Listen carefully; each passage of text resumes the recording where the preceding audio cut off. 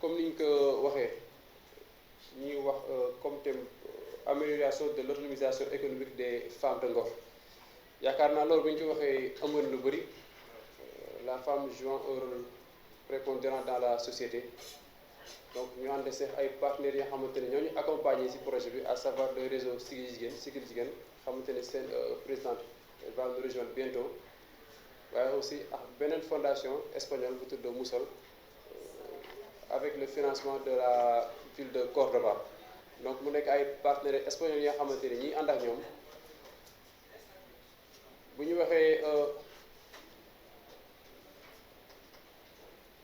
waxee fondation bi nga xamante ni moom la ñu àndal Musol bu nekk ay nit yoo xamante ni comme ni ñu ko waxee rek ay municipalité lañu xamante ni dañuy bëgg a ñëw jàppale par rapport ak liggéey bi nga xamante ni bëgg nañu kaa def au sein de la commune waaye aussi au niveau de l'institution.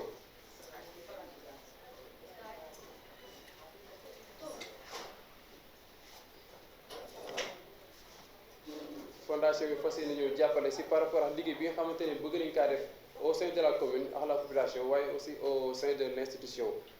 donc am na laa xamante ni seetlu nañ ko comme ni mu ko waxee rek la femme elle joue un rôle vraiment prépondérant dans la société mu nekk si wàllu yu bëri léegi ñoom nag si seen ay seetlu ñu jàpp que ni am na loo xamante ni peut-être ça peut s'améliorer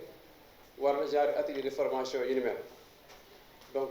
yaakaar naa loolu c'est juste pour expliquer un tout petit peu thème bi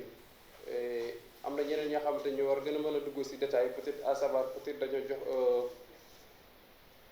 Ibrahima Mbengue peut-être comme en tant que représentant personnel bi am na lu mu si war a ñëw mais aussi partenaires yi ñu si àndal à savoir membre fondation bi mais aussi notre présidente de commission entrepreneuriat xam naa chronologie bi noonu la nar a demee si prise de parole yi avant ñu la synthétiser après ouvrir travaux yi directement donc monsieur Mbengue ñu bàyyi kàttan bi d'abord. Asalaamaaleykum jërë ngeen jëf maa ngi leen di nuyu yéen ñëpp di remercier monsieur le maire di remercier madame Sampati di remercier madame Carmen di remercier DC ak notre doyen monsieur Ndongo di leen remercier yéen ñëpp di leen masawu coono ci teewaay bi parce que ku si nekk am na peut-être loo mënoon doy mais ñëw nga di leen féliciter parce que comme ni ko monsieur le maire waxee objectif bi mooy renforcer l'entrepreneuriat chez les femmes buñ ko waxee sax man jàpp naa ne léegi am nañ autonomie parce que jigéen ñi ñu ngi yëngu ci lépp chef d'entreprise yu bari ay jigéen lañ donc ñu am nañ autonomie léegi nag li ci des mooy ñu renforcer leen pour ñu xam fan la ñuy teg seen tànk nan la ñuy gérer seen ay projet ak bu projet bi taxawee nan la ñuy defee suivi bi donc jàpp naa ne ñu bëri si ñi fi nekk jotoon nañ assister donc loolu moo ñu fi indi suivi bi ak renforcer leen accompagner leen ba ñu am si lu kawe suñu njort di leen jaajëfal bu baax a baax merci beaucoup. Fondation Musol, comme elle l'a traduit. Premièrement, je vais vous remercier pour ce premier atelier à tous les participants, à la commune de Ngor et aussi à Siggil Jigéen et tous les partenaires de ce projet. Et j'espère qu'effectivement ce projet peut améliorer l'autonomie économique des femmes de la commune. Et j'espère tout le mieux pour ce projet et je serai ici travaillant avec les partenariats et merci. ñu ngi nuyu kilifa yi ci toog commencé ko ci Jaraaf Habib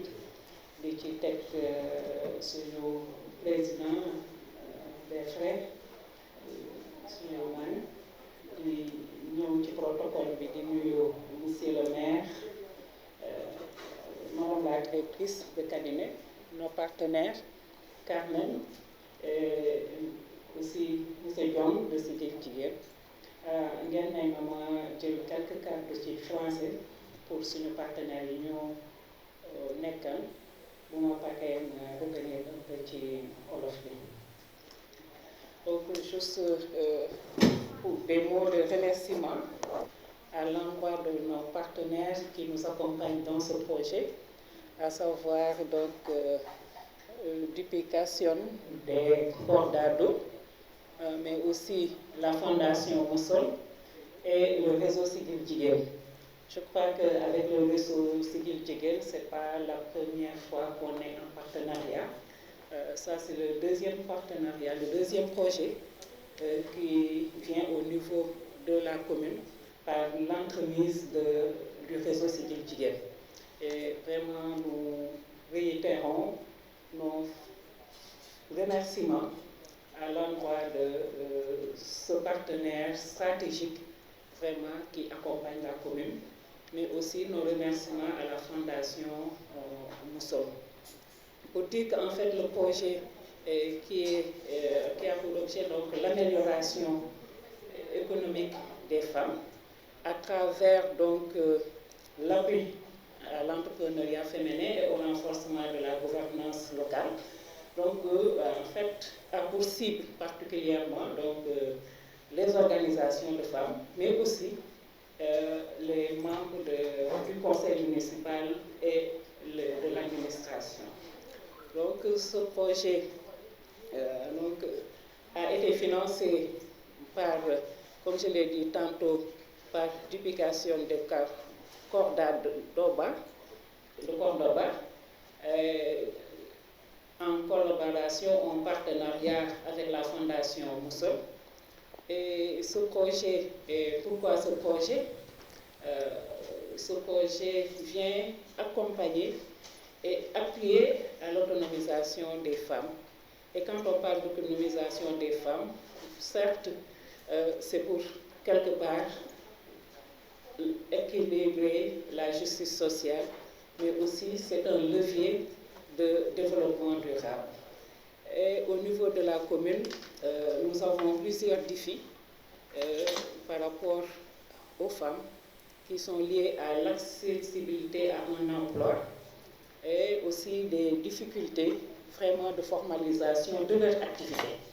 Si les femmes sont formalisées juridiquement, ils ont tous la plupart un statut juridique,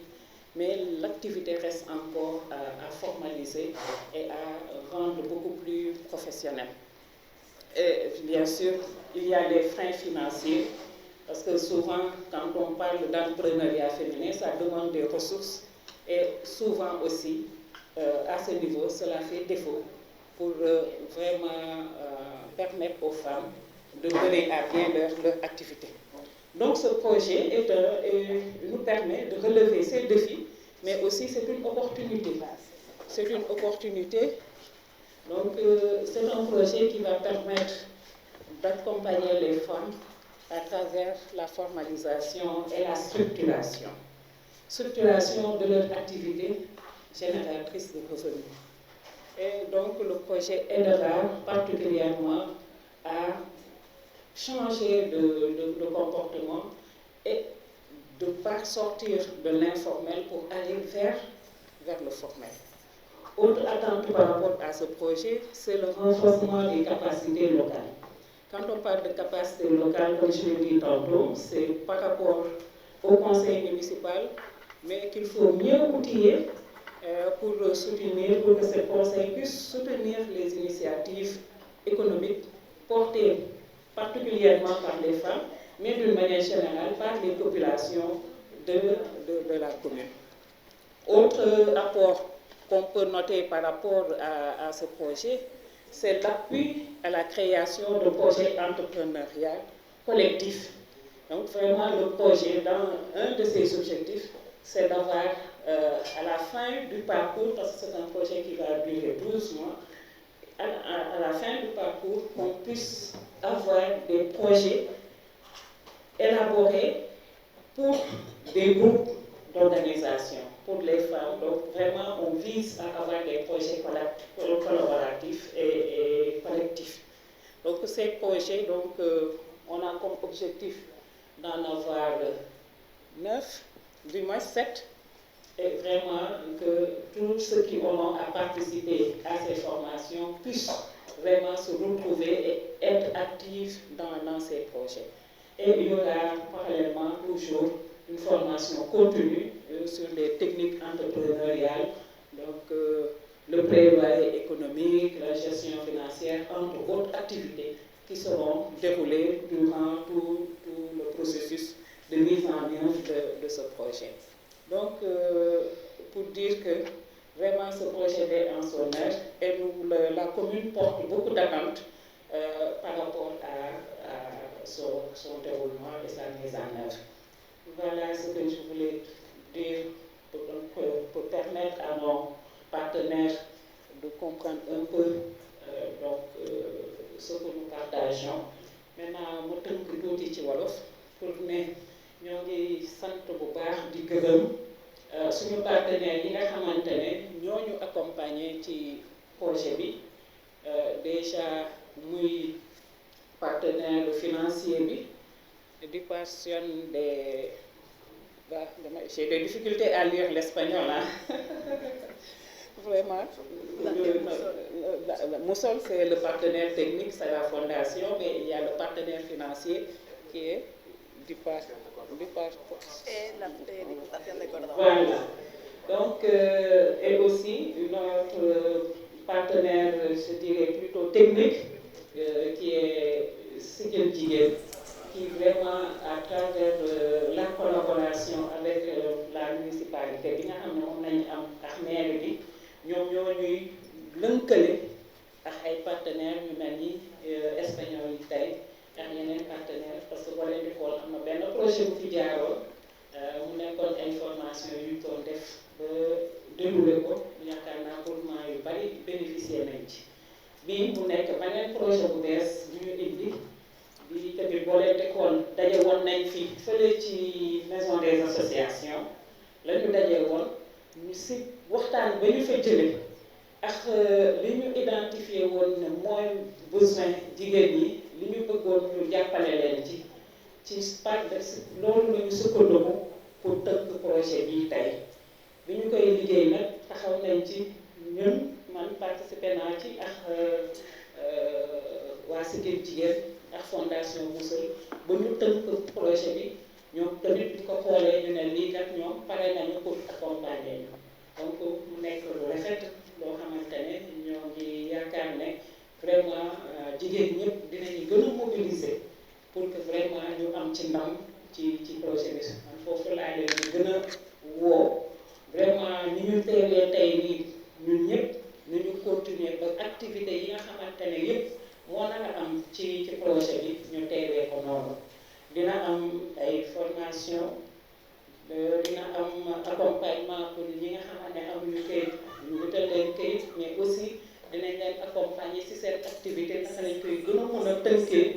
ba mu mën a taxaw ba nga xamante ne peut-être balaa projet bi di jeex dinañu mën a teg sur la table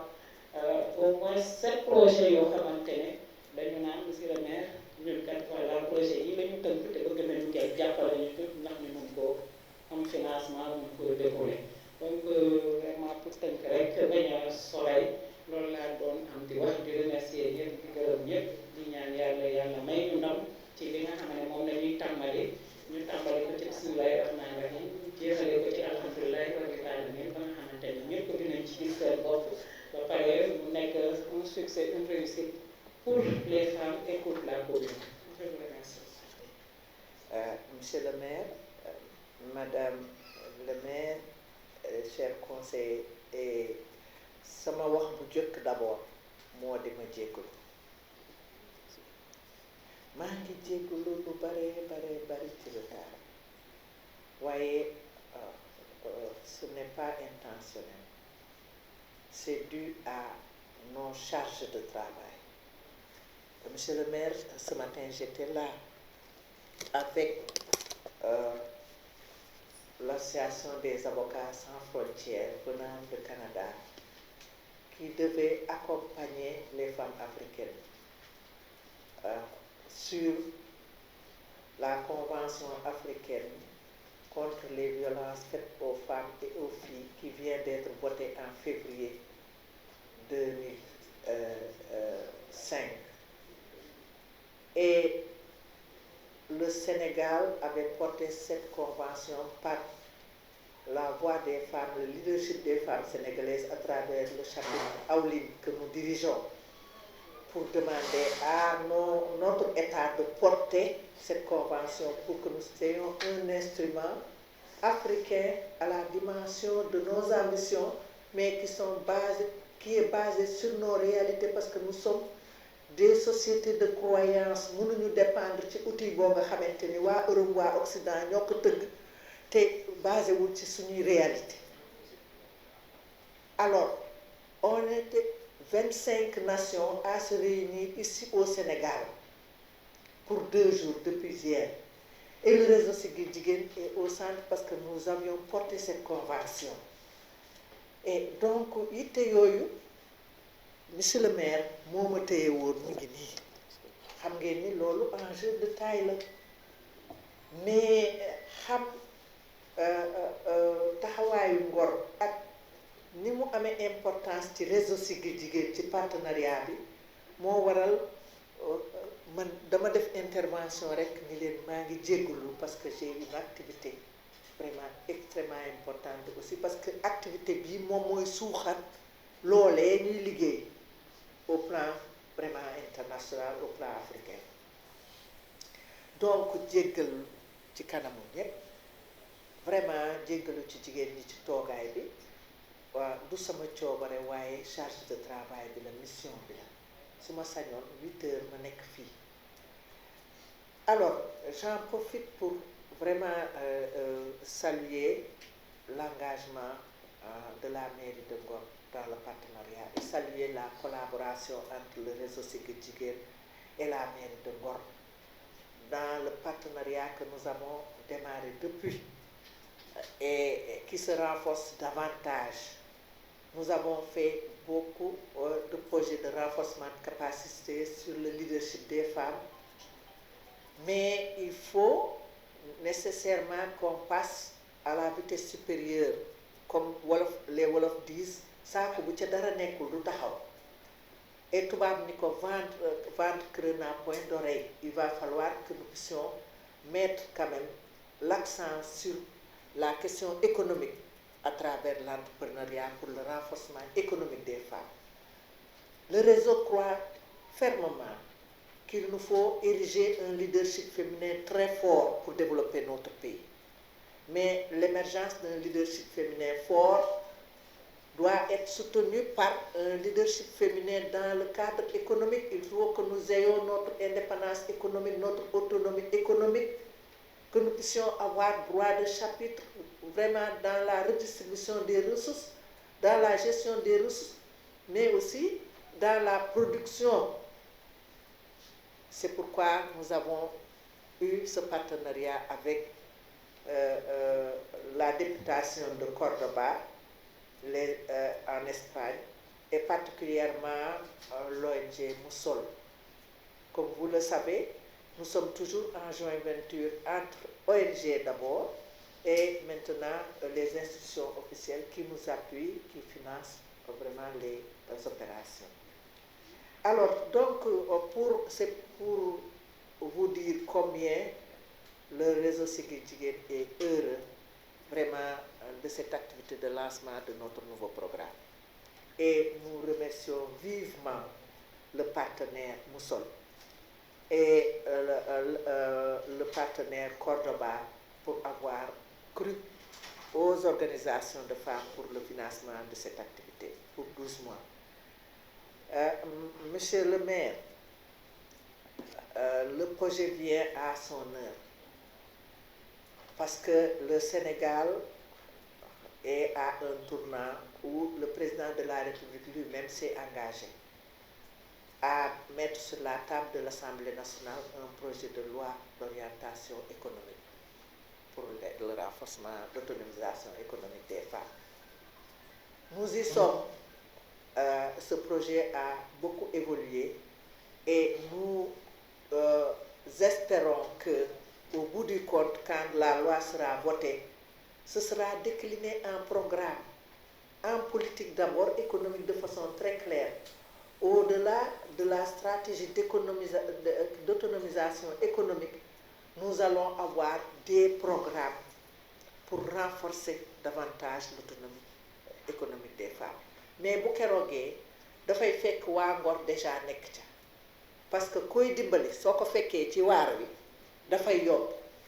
Et ce projet, c'est un intrant, c'est un outil pour dire que les femmes de Ngor, la commune de Ngor est déjà dans le sujet. Et vous ferez partie des acteurs vraiment de lancement et de promotion de ce programme qui sortira de cette loi si elle est votée, pour pouvoir engager vraiment la transformation de ce pays qui nécessite l'implication effective des femmes dans l'entrepreneuriat et au plus haut niveau. Parce que, monsieur le maire, nous avons récusé ce qu'on appelle la microfinance, la micro-réalisation, les micro-projets, les micro-économies concernant les femmes. Nous sommes dans la phase où on réclame d'être dans l'entrepreneuriat au plus haut niveau et vraiment renforcer les capacités des femmes dès le niveau de base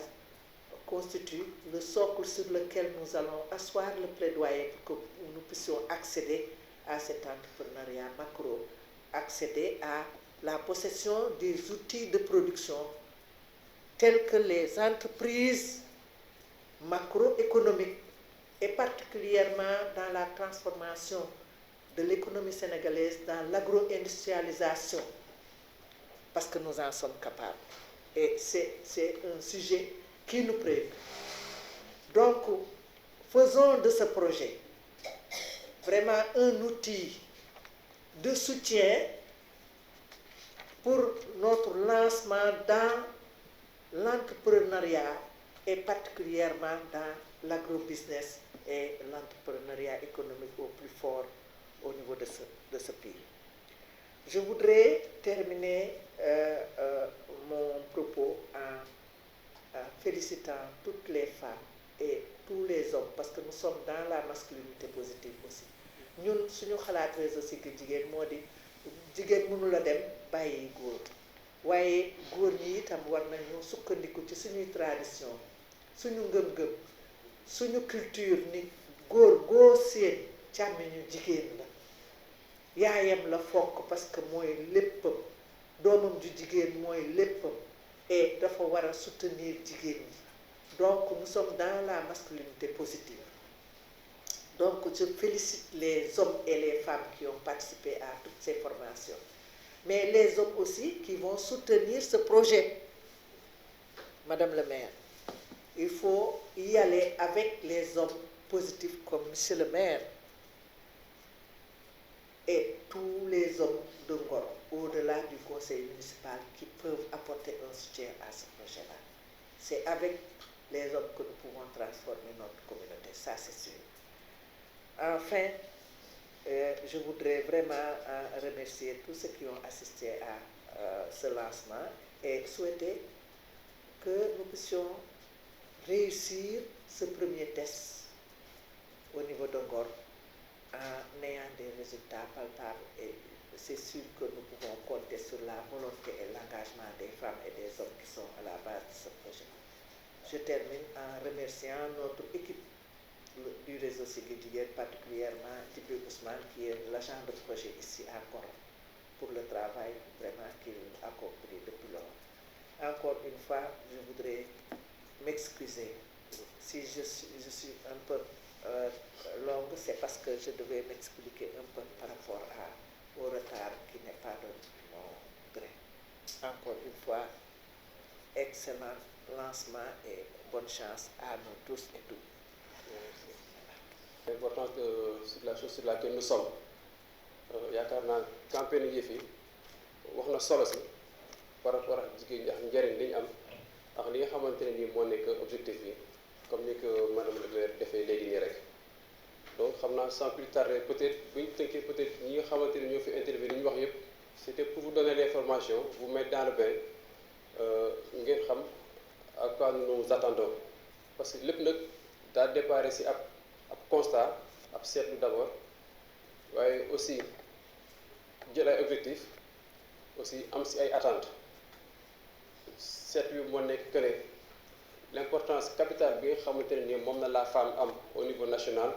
mais ñun aussi en tant que commune de Ngor ñu ëppal solo gaa Sénégal am na solo pour ñun mais le plus important pour ñun ce sont nos femmes de la commune de Ngor et comme que bokk na suñu ay objectifs ñun mettre leen sur orbite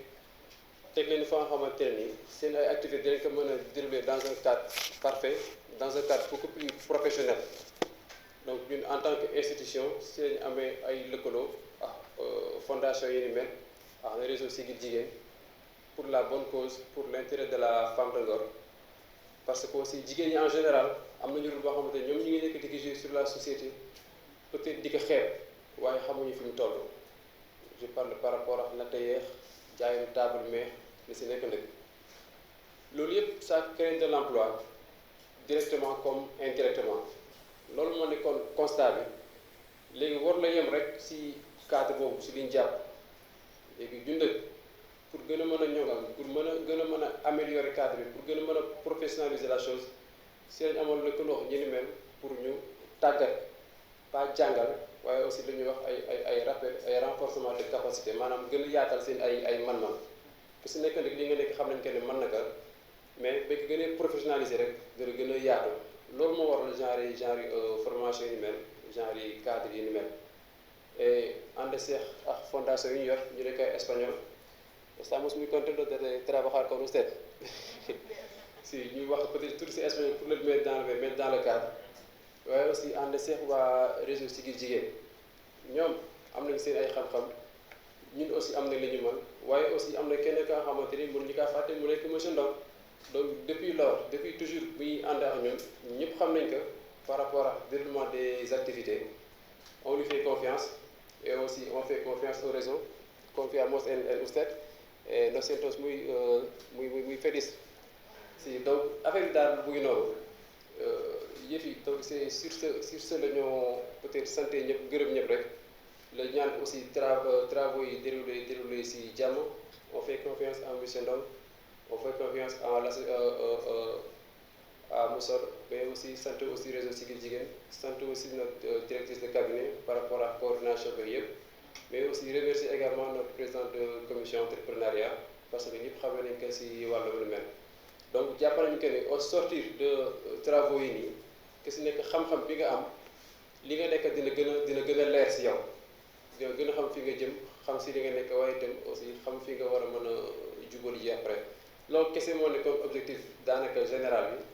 li si jublu moo gën leen mën a teg si ay raay rek que si nekk gën a xam li mu nekkee gën a mën a améliorer son cadre donc sur ce je déclare je lance officiellement cette activité ñaan yàlla defal ñu si jàmm rek jërë ngeen jëf. Donc l'activité d'aujourd'hui sera déclinée en deux phases. La première phase, c'est ce que nous sommes en train de faire comme ça, donner aux autorités de la commune, du partenaire Moussol et du réseau Siggil Jigéen pour qu'ils s'adressent en tout cas à la population. Maanaam dégg ngeen kilifa yi wax nañu ñaax nañ leen maanaam yéen jigéen ñi. Donc projet bi amélioration de l'autonomisation économique des femmes de Ngor à travers l'appui à l'entrepreneuriat féminin oui waa fayal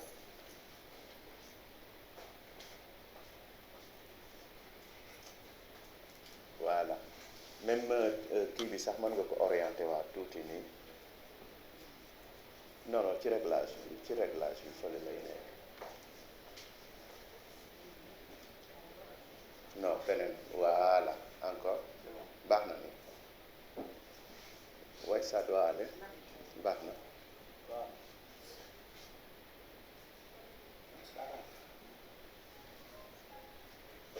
donc le projet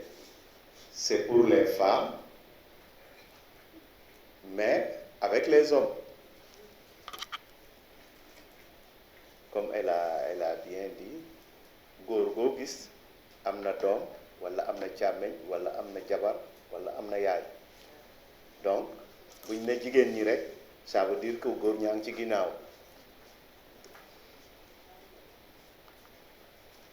donc les partenaires du projet c'est la mairie de Cordoba qui a donné les ressources financières. Ensuite, vous savez que les municipalités du Nord, les organisations du Nord travaillent avec les organisations du Sud. Donc c'est dans ce sens-là que Moussol et le réseau Siggil Jigéen ont porté ce projet-là. Et maintenant, le partenaire bénéficiaire, c'est la mairie de Ngor. Donc maanaam commune de Ngor maanaam yéen jigéen ñi mais ci ginnaaw jigéen ñi askanu Ngor yëpp ñoom ñoo bénéficier projet bi ci ndimbalu nag mairie de Cordoba mi nga xam ne mooy joxe koppar yi jox ko Moussol liggéey ak réseau Siggil Jigéen. Donc accord de coopération de la fondation Moussol et du réseau Siggil Jigéen pour l'exécution du projet amélioration de l'autonomisation économique des femmes de Ngor. Donc mooy li ñu doon wax nii. Donc projet bi maanaam 12 mois lay durer ñaari benn at. Donc bu mu mel ni le 15 novembre lañ commencé mu war a jeex le 15 novembre 2026 incha allah ak budget boo xam ne environ 52 000 euros nga xam ne Cordoba day indi 41 000 euros Moussol indi 2600 euros réseau Siggil Jigéen indi 4500 euros mairie de Ngor indi 3400 euros. Bon dama fàtte kii ko en CFA parce que loolu mooy gën a kii waaw loolu lañ doon gën a kii loolu lañ doon gën a comprendre mais lii nii bu ngeen gisee mairie de Ngor par exemple sa contribution dañuy valoriser du xaalis la ñuy génnee mais comme tey bureau bi ñu jox chaise yeeg vidéo projecteur beeg loolu yëpp maanaam dañuy contribuer activités yi ñuy defee Ngor yëpp activité bu nekk ñu ne salle bi maanaam bu ñu ko doon loué lii lañ koy loué bu dee benn fan ñaari fan ñetti fan donc ci loolu la contribution mairie bi di nekk par exemple donc gis ngeen ne projet bi ku nekk dugal nga ci sa dërëm waaw donc yéen tamit xëj na tey am na ñoo xam ne waroon nañ dem marché am na ñoo xam ne waroon nañ dem géej uti jën am na ñoo xam ne loolu mooy nekk yéen seen contribution donc chaque partie va contribuer au projet donc objectif général contribuer à la réduction de la vulnérabilité des femmes de la commune de Ngor à travers la création d'emplois dignes et le renforcement de la gouvernance municipale en matière d'employabilité avec une approche genre. Donc approche genre fii nii nag ñun niñ ko comprendre mooy que ñu fexe ba jigéen ñi ñu gën leen dooleel fexe ba koom-koomu jigéen yi yokku parce que gis nañ ne jigéen ñi saa yu ñu amee koom société bi yëpp a koy yëg parce que ku ci for dara rek da ngay indi ci njaboot gi góor ñi bénéficier ci xale yi bénéficier ci mag ñi bénéficier ci donc projet bi dafa ñëw pour fexe daal wàññi li nga xam ne mooy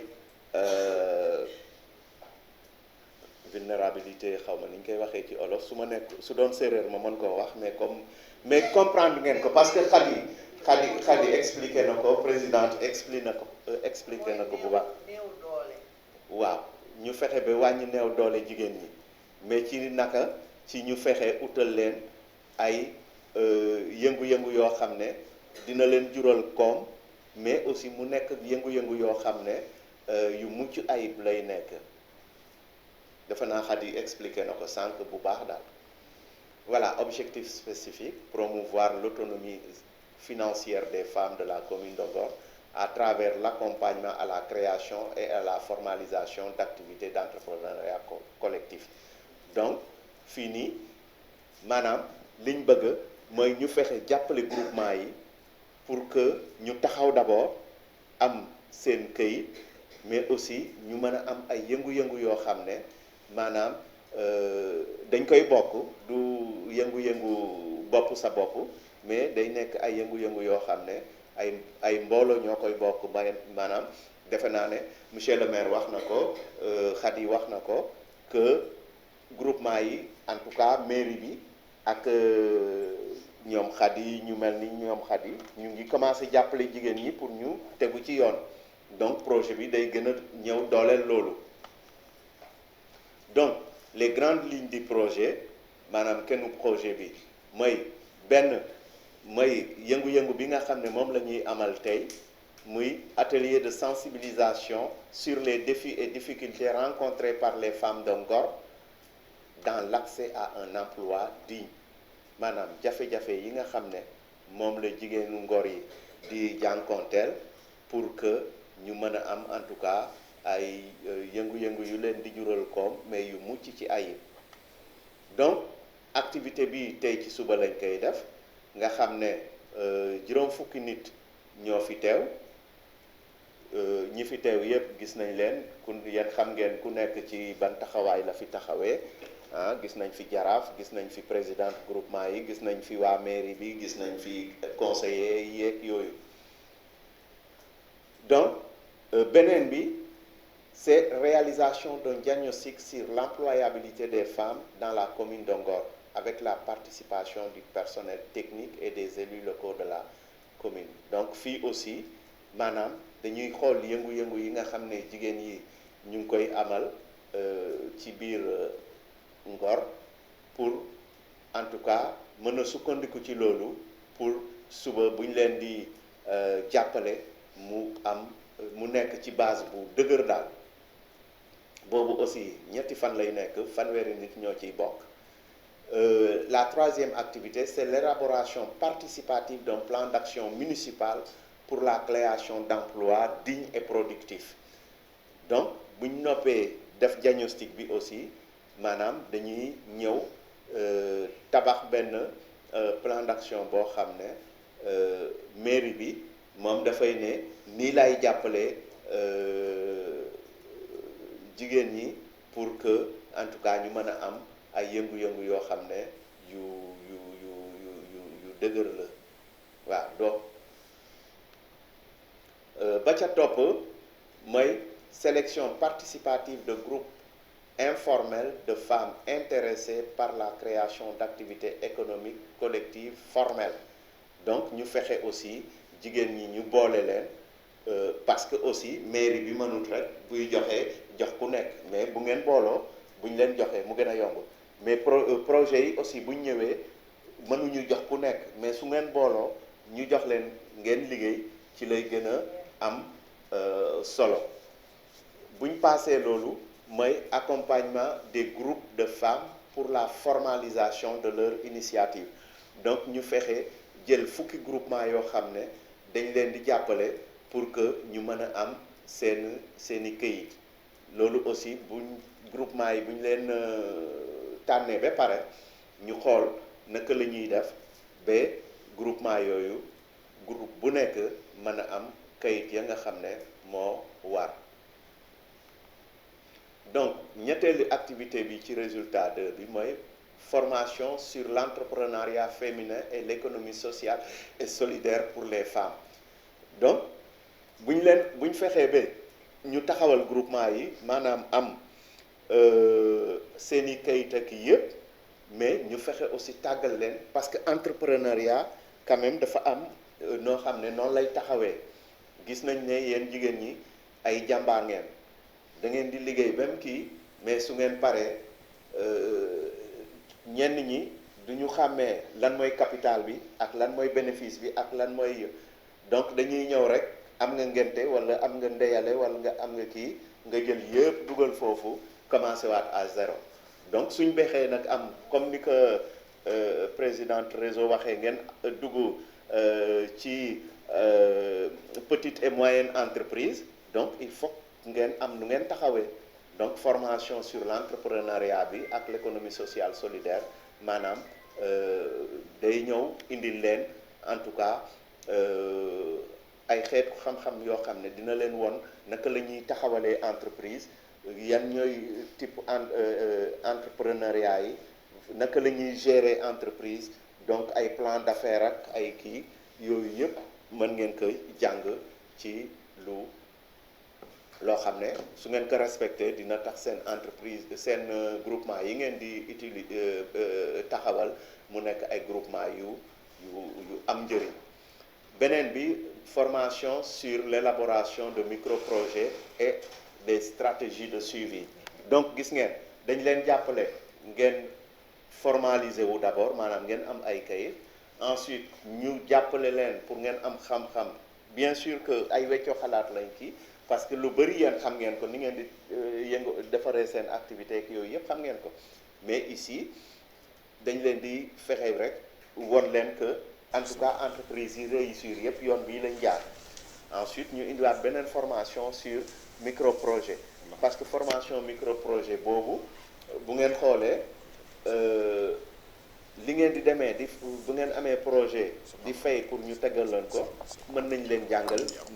ni ngeen di, parce que ki leen di tegal projet moom du dem xalaati kii mais yow yaa koy wax man kat lii laa bëgg a def kañ laa ko bëgg a def naka laa ko bëgg a defee yow information yi muy kii yëpp daf lay laaj yow nga koy wax. Donc bu ñu la jàngalee ni ñu koy defee di nga ko war a mën a def. Donc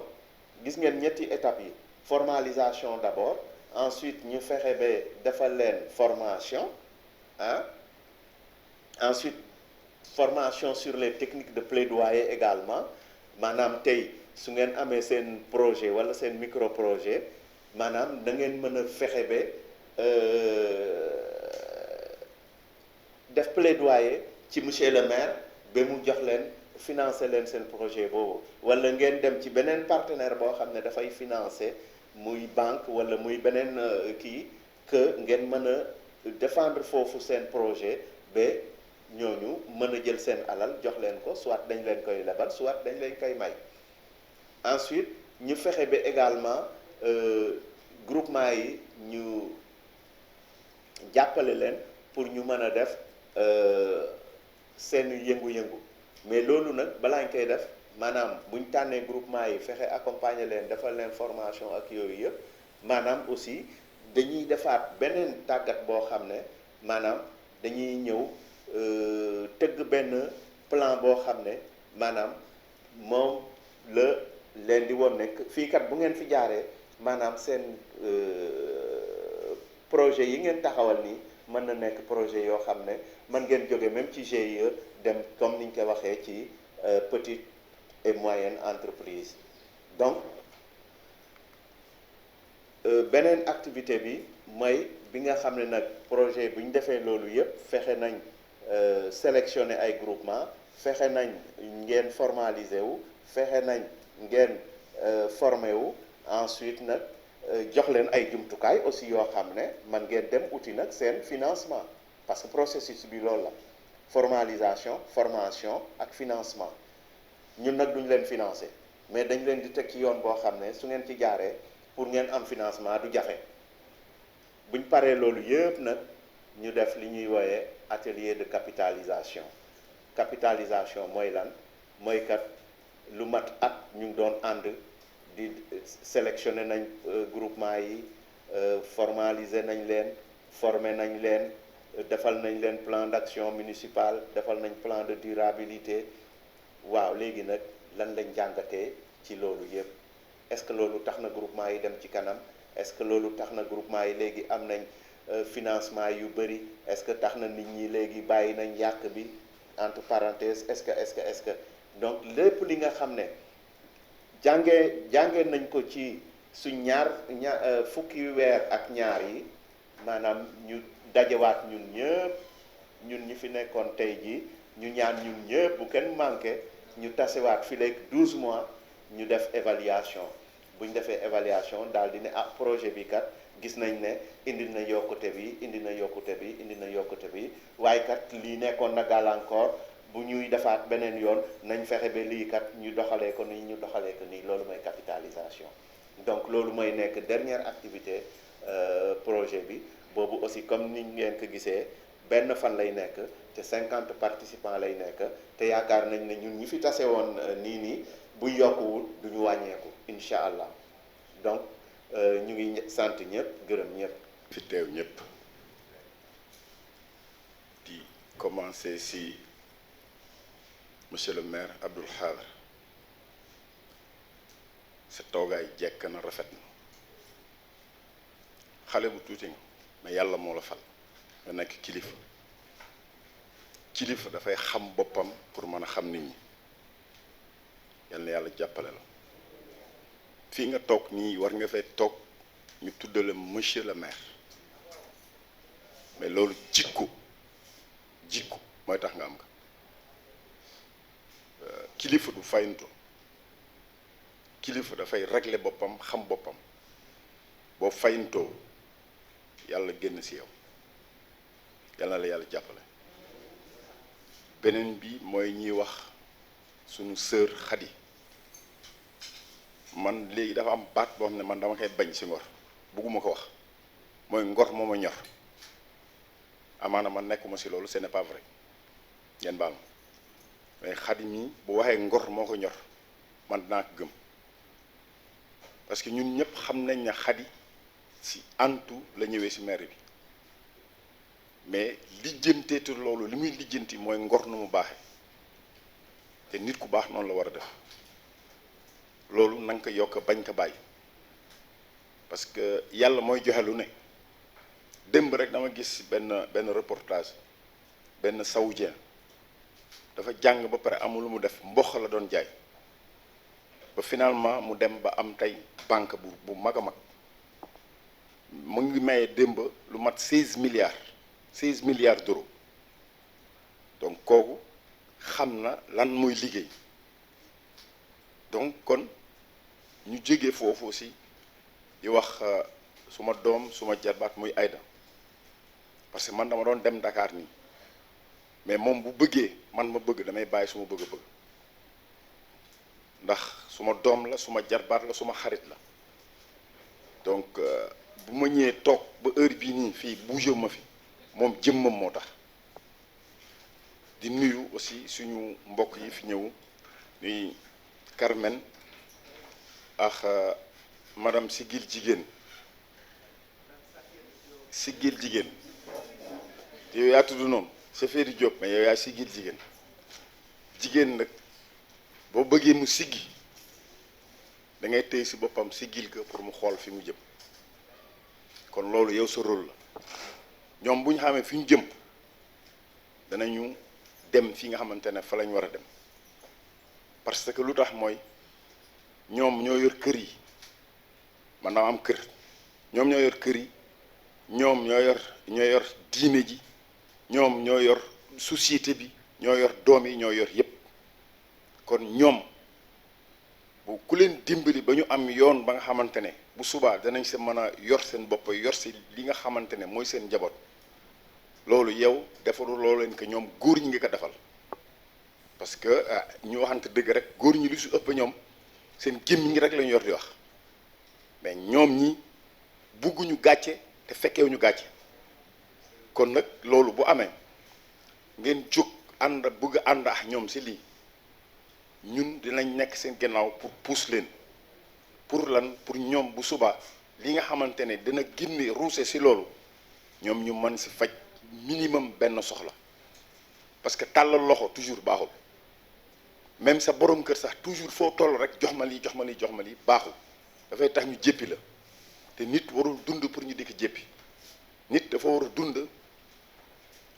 di jéemal boppam ba nga xamante ne bu subaa lii kat li mu jéem nii la toll mun a Aïda man lii laa yor li nii la toll pour kooku mën a am cawarte pour def si li si des kon su ko defee ñun lii wax dëgg yàlla mbégte la si ñun nee naa léegi Aïda lu mu bokk man bokk naa si lu mu bokk rek bokk naa si loolu yàlla moo ko dogal suñu diggante donc kon yàlla na yàlla rafetal lii ngeen di def nii lii lu baax la ñi ngi koy defal aussi ñu xam ne nekkul lu ñu leen di jox pour ñu pàccoo ko bu yàlla defee mu génn tegu seen loxo aussi nekkul loo xamante ni aussi yow da ngay soxla rek na tey ma rendi sama bopp pour dañ ma si war a lebal wala dañ ma si war a nangam loolu du dëgg nit bu ñu waxantee dara ba mu leer lii nga xamante ne moo si des mooy bu ñuy exécuter ñu waxante dëgg ne lii la ñu def lii la ñu def lii la ñu def comme ça bu subaa charte yooyu kenn du ko jéggi mais bu ngeen si tegulee benn charte ñoom rek bu ñu amee problème xool xamuñu fu ñu jëm fi ñu jàppane moo gën a jege rek la ñu jëm donc bu fekkee ne buntu yooyu yëpp tëj nañ ko ba nga xamante ne kenn dugg si loolu bu subaa lépp la nga xamante ne waxoon nañ ko ba mu leer boo jógee pour dem si loolu dinañ ne la ah saa waay taxawal loolu dañ waxoon bokk si après nga dem seeti beneen issue kon ñu ngi leen di ñaanal yàlla lii mu vraiment mu nekk loo xamante ne suñu sœur yëpp dañ siy jariñu suñu doom yëpp dañ siy jariñu suñu mbokk yëpp dañ siy jariñu parce que lu am solo la parce que fekk nit mu nekk naya nga bëgg ko yóbbu si loo xamante ne dafay nekk lu kawe wax dëgg yàlla loolu ku la ko bëgg a defal war nga xam kooku lan la si yow kon yàlla na yàlla jàppale ñëpp yàlla suturaal ñu defal ñu ndimbal fii lii mu sotti ak jàmm ba nga xamante ne dana tegu ñoom seen loxo parce que ñu bañ si dugal nag benn góor parce que dañu jubati de loo leen jox ñu lekk ko toog te dañ koy dem doxaane lekk ñu ko kese dañ koy dem doxaane bu leen jox seen alal fayetee leen fu wóor ngeen jël seen alal dugal ko fu wóor denc seen alal asalaamaaleykum wa rahmatullah. maa ngi nuyu képp ku fi toog di jiital ci nuyoo bi nag ñi nga xam ne suñu ay frères lañu suñuy délégué de quartier di nuyu suñu partenaires yi nga xamante ne bii ñoom ñoo ñëw fekk sañu waa Musal fondation Siggil Jigéen ak les représentants de la commune notamment monsieur le maire ak madame la présidente de commission entrepreneuriat féminin Khady Samba di nuyu képp ku nekk ci salle bi di wax ne kontaan nañu ci deuxième phase bi parce que première phase bi vraiment ça a été une réussite ndax jàng nañ ci lu bëree bëri loo xamante ne bii je pense que jariñ nañu di remercier suñu maire bi nga xamante ne bii nag moo tax lii am parce que li ñu naan masculinité positive loolu gis nañ ko parce que bu ñu waxee entrepreneuriat féminin ñu gis suñu ay càmmeñ yoo xam ne ñu ngi toog ci suñu wet fii di ko bokk ak ñun li ñuy def kon gis nañ ne liggéey bi am na solo di ko remercier ci distinction yi nga xamante ni yëpp nag am na ko ci ginnaaw bi ak jàppale bi nga xamante ni gis nañ ne mu ngi koy jàppale jigéen ñi parce que ñun loolu rek lañ soxla accompagnement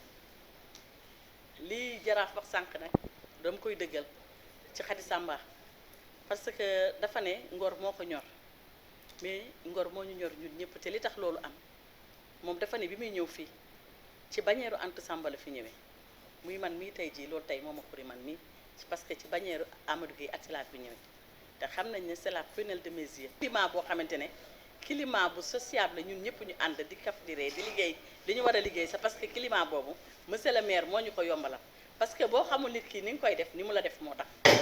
dañu nekk ak moom am ak moom rapport yoo xamante ne rapport yu positif la fii ci biir mairie bi kon foog naa ne ñun li ñu somb rek war nañ ko mën a daaneel ñu leen di remercier encore une fois nag ci deuxième fois bi ngeen ñëw di yaakaar ne dinañ gën a mën a am renforcement bi ñu soxla dëgg pour ñu mën a firndeel carrément suñu position par rapport ak suñu leadership féminin jërëjëf. nuyu ñëpp di nuyu jaraaf Habib Samba di nuyu ñëpp daal maanaam gàttal ko rek pour mu gàtt nuyu naa ñëpp ñi si président ñëpp nuyu naa leen waa tey bu ma dégloo fi ñu bëgg a dugg tey moo la ñun yan jafe-jafe lañu am si groupement femmes yi d'abord nañ ñu jox xaalis buñ ñu joxee xaalis nan lañ ko war a utiliser nan lañ war a doxalee ak xaalis bi nan lañ mën a def ba mën see génn pour yan difficulté lañ am foofu am nañ ay difficulté du jeex du xaaj ndax ñi nga xam ne comme sama genre gi ñu ngee dem la uti ñëw andi def ay financement dëkk bi sax léegi baana financement ñu ne la bal financé ti kenn parce que duñu fay ndax bëgguñu ko la avancé ndax yow baa demee nga dem uti ji financement ñëw jox Seynou Laay mii jox Maam Jaara mii jox kaneen ak kaneen ba ëllëgee ba ñu fayulee yow xam naa kii fay ak ki fayul mais déedéet yow boo ñëwaatee andiwaat financement est-ce que di nga jox Seynou Laay mi fayul woon mais dañ naan la jox ko ñooñu leen déedéet xam nga lépp dañ ko war a def ni mu jaar yoon am nañ ay problème yi ñu am dañu suudewul jigéenu Ngor doonuñu benn gis nga ku la si wax kàddu tey bu ngeen nekkoon a groupe de 5 ku la si wax tey kàddu wax lu suba beneen kàddu appliqué wuñu ko ñoom daal na xaalis bi ñëw rek na xaalis bi ñëw na xaalis nag bu ñu la ko joxee mayuñu la ko même financement yi monsieur le maire joxe sax dañ ne amul fay kenn du fay mais déedéet dañ ñu ko jox pour ñu liggéey bu ñu liggéeyee ba at mi jàll beneen bi la ñëw ñu xool lan lañ si def mais dañ laa bëgg rey la toj sa téléphone ay oote téléphone ana xaalis bi xaalis dañ ñu ko jox bunge ñu pour ñu liggéey renforcer wu si pour loolu la pour ñi nga xam ne comprendre ñu ndax nee nañ yéen kat waa mairie ni ngeen véhiculer baaxul ah kay ni ñu véhiculer baax na ndax fi lañ toog waxante ka kenn li ñu dugal seen bopp rek la ñoo bëgg a def tey jii man dama am fierté sax nag ndax dama naan man lii dama ko daan jéggaani li ñoo def nii tey fii Ngor commune Ngor ba ma sa tolloo dama ko doon jéggaani fa nekk nag banlieue maa ko raay tey jii ba ñu toogee ba ñu ñëw fii ba jigéeni Ngor sax la ñëw toog sib 16 la déglu affaire formation mais ñu ngi avancé ndànk-ndànk xam naa bañ gënee dem ba si kanam ñoom dinañ comprendre lan moo la fay financement wax nañ ñu jox nañ ñu liggéey dinañ xam nañ lañ kaa duggale yooyu yëpp def nañ ka mais ñoom leen na rek moo la seen problème nañu waxante dëgg bañ a jayante taxa wax jëfa naka ñi ba subaa nga dem toog axkani ni ko jëfa mii kii lekk nañuy koppar def na ni loolu rafetul nañ leen focus def juróomi personne gis nga Yoof gi dañu raw doxab junney at te duñu leen mas a dab juróomi personne ñoo la téyewu nii dem la uti ji ay Dubaay ay conteneur la andi parce que dañu déggoo benn wax la ñoo wax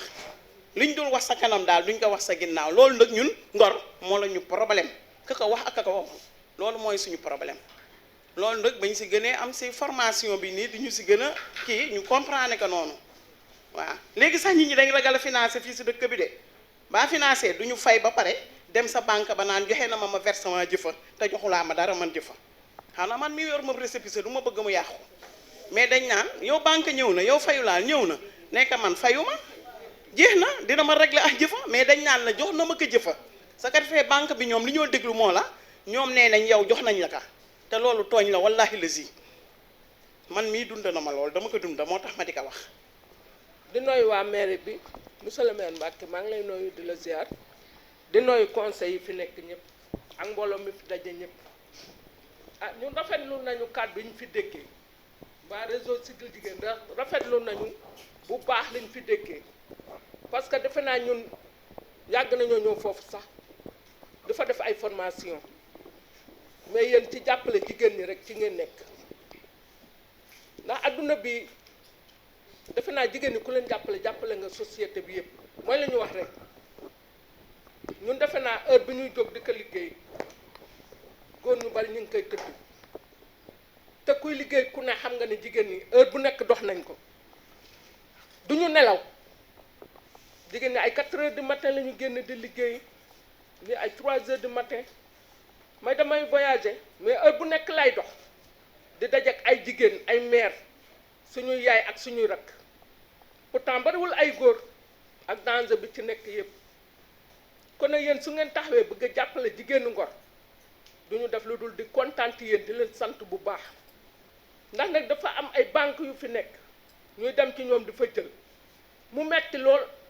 ndax ku nekk xam na ni intérêt banque yi metti na presque boo liggéeyee ñoom ngay liggéeyal kon yéen su ngeen taxawee bëgg ñoo jàppale du ñu leen ñaanal lu dul li ñuy mébét ni yàlla na ko yàlla yeggale te mottali ko te ñun ñi ñëpp ñu fekke te tal jigéenu Ngor ñi ngi liggéey di fay de banque yi wóor na de am na ñuy fay am na ñu dul fay du ñëpp nag parce que kii bëgg a liggéey yaakaar naa ku ko jàppale yaa ko dooleel te ndimbal nag na ca fekk loxol borom ñun dañeen ñu fekkoon ñu ñuy liggéey kon bu ngeen taxawee pour jàppale lañu renforcer ñu si loolu ñuy liggéey du ñu def lu dul sant leen jërë ngeen jëf yàlla nañ yàlla defal jàmm ak salaam rek mu lal ko sama wax nag moom si mbooloo wax dëgg yàlla awma habitude di ko wax waaye comme affaire jigéen la te lu mu bon man jigéen laa te xam naa ne fii bu amee ku ma fi mag it bariwul bu may wax dinaa wax pour samay rakk dinaa wax pour samay doom dinaa wax pour ñépp ak sama bopp dëgg la jigéen ñi ñun ñépp amul jigéen bu nekk ci biir néegam te bëggul liggéey man yàgg naa commencé liggéey depuis 72 maa ngi liggéey dama daan dem jawbe di indi ay diwtiir ay géej ak yi di jaay Ngor fii ma def ci lu nekk nag dem naa benn yoon ñaari yoon ñetti yoon lépp mënul dem mënumaa fexe ba avancé ñàkk avancement bi yépp nag dañuy ñëw leb la ko te duñ la fay mu daane la nga toogate ay at musuma jël banque musuma leb banque boobu temps damay foraatu rek walla ma am ay natt ma dem jëndi ñëw mais boo demee ñëw lépp li nga dépensé woon xaajaatam sax doo ko am te loolu yépp fekk mu ngi ci biir dëkk bi waaw léegi nag loolu yépp ñu di ko def ba léegi ñu ngi nii duggal am nañu ay possibilité ndax banque yaa ngi fi di bëgg a dimbale nit ñi ONG yaa ngi fi di dimbale nit ñi mairie yaa ngi fi di dimbale nit ñi ah ndax mairie sax am na nooy demee sax ñëw gis maire walla gis kenn su jege ci maire nga souligner ko sa problème affaire bëgg a jóg liggéey dañ lay dimbale te kenn du xam waaw mais nag du mun a sotti fii Ngor moom liggéey fi dina dafa jafe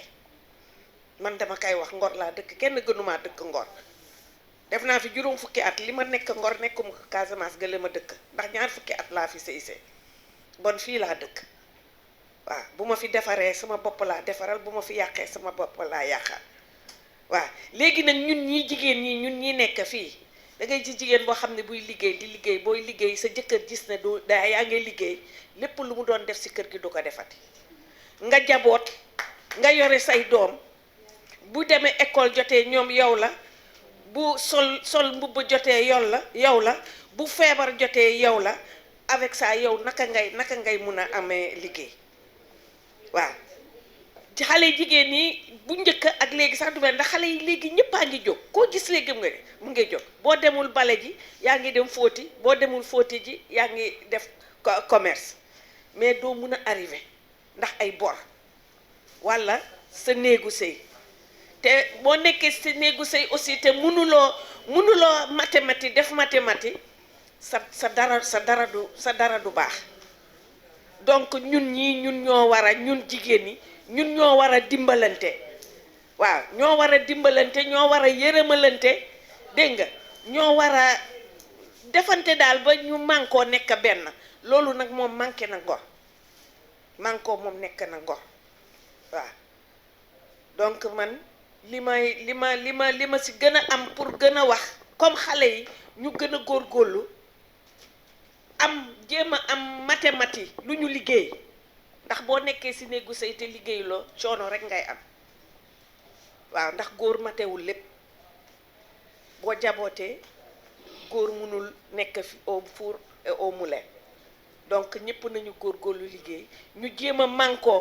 jéem a dimbalante surtout dimbalante bi moom bu amulee dara du sotti waaye yow na nga am rek sa moroom du am walla lu sa moroom am nga jéem kaa foqati ci loxoom toog tëdd boo waxee ñu ne diw de dafa bëgge loolu mooy seen adresse nga leb nga dem fayeeku ñu ne lay diw de dafa bëgge te fekk yow xamul naka nga ko amee loolu moo ñu tere avancé ci biir Ngor wasalaam. ñun nag ñu ngi sant yàlla ndax wax dëgg yàlla suñu groupement bi ñun suñu mbootaay gi wax dëgg yàlla ñu ngi defalante suñu biir te mosuñoo am benn financement bu ñu nattee ku ñu teggil dañuy jël ci yow 10 000 di def ci suñu kees weer wu jot dañuy lebalante te wax dëgg yàlla de ñu ngi siy sant yàlla ñun boobu ñun groupement Soppey Naby weer wu jot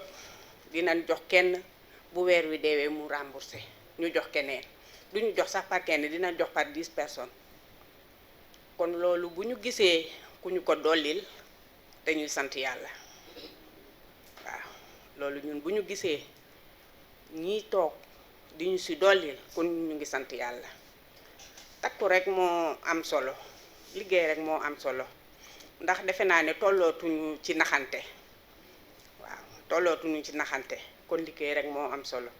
ñun daal ñu ngi leen di sant bu wér di leen gërëm ci turu groupement Soppey Naby di sant monsieur le maire ndax wax dëgg yàlla ñun suñu mbootaay bi defe naa ne léegi mu am fii fukki at te mosuñoo am benn financement te ñu ngi jàppalante suñu biir kon monsieur le maire ñëw na fi ba jàppale ñu ak maire yi fi romb yépp kon bu ñu gisee keneen ku ci dolleeku it ñun ñu ngi sant yàlla daal ci loolu di leen gërëm bu baax ci tuuru groupement Sopeyna bi jërë ngeen jëf. maa ngi nuyu ñëpp sama doom ji maa ngi lay nuyu waaw maa ngi wax rek ci wareefu jigéen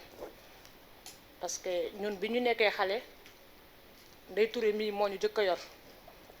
ñu natt 100 francs chaque dimanche ci yow sa kër ñuy dem bay natt ay 1000 francs ba tey jii ñuy natt 50 000 ku gañ a am 2 millions grâce à yow ñu ngi la koy gërëme bu baax a baax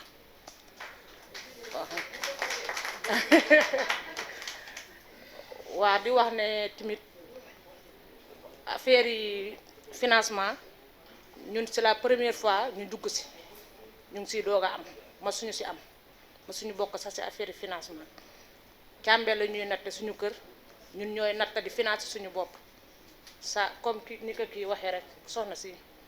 suñu nattee xool suñu kees lu ci des man ku ñëw koo xamante ne parce que doole yëpp yemuñu ku ñëw ñu ekkiti jox la soo amee tamit ku teg ci tuuti bu ëllëgee ñu mën a am taatu kees ci lañ démarré ba li ngeen ñu jox nii tey tamit mu yokku ba man ñu mën see gën a yaatal di wax tamit ci liggéeyu Ngor di ko jëfa waxee rek man bi ngeen ñu woowee jox ñu xaalis bi wallaay toog naa ñetti semaine nelaw ma heure ba jot am ko ma oo kañ la ñuy xaajaale xaalis bi ma ne leen xaalis bi du pour xaajaale pour liggéey lañ ñu ko joxe te tamit Ngor liggéey fi dafa jafe Ngor booy liggéey lépp doo ko mën a wax ndax boo jaayee ñu daaneel la benn boo jaayee 200 man li ma dund su ma jaayee téeméer balaa guddi ma joxe 300 yi dese 200 yi parce que am na ñoo xamante ne bëgg nañ mais peut-être amuñu te nit boo amul tamit gerte sax gis nga pël Fuuta yi gerte sax xeebuñu ko boo gëstoo ñu ngi jaay banaana ñee ngi jaay mànga ñee ngi jaay Ngor leneen ak leneen mais ñun jigéeni Ngor dañ rëy te gis nga boo rëyee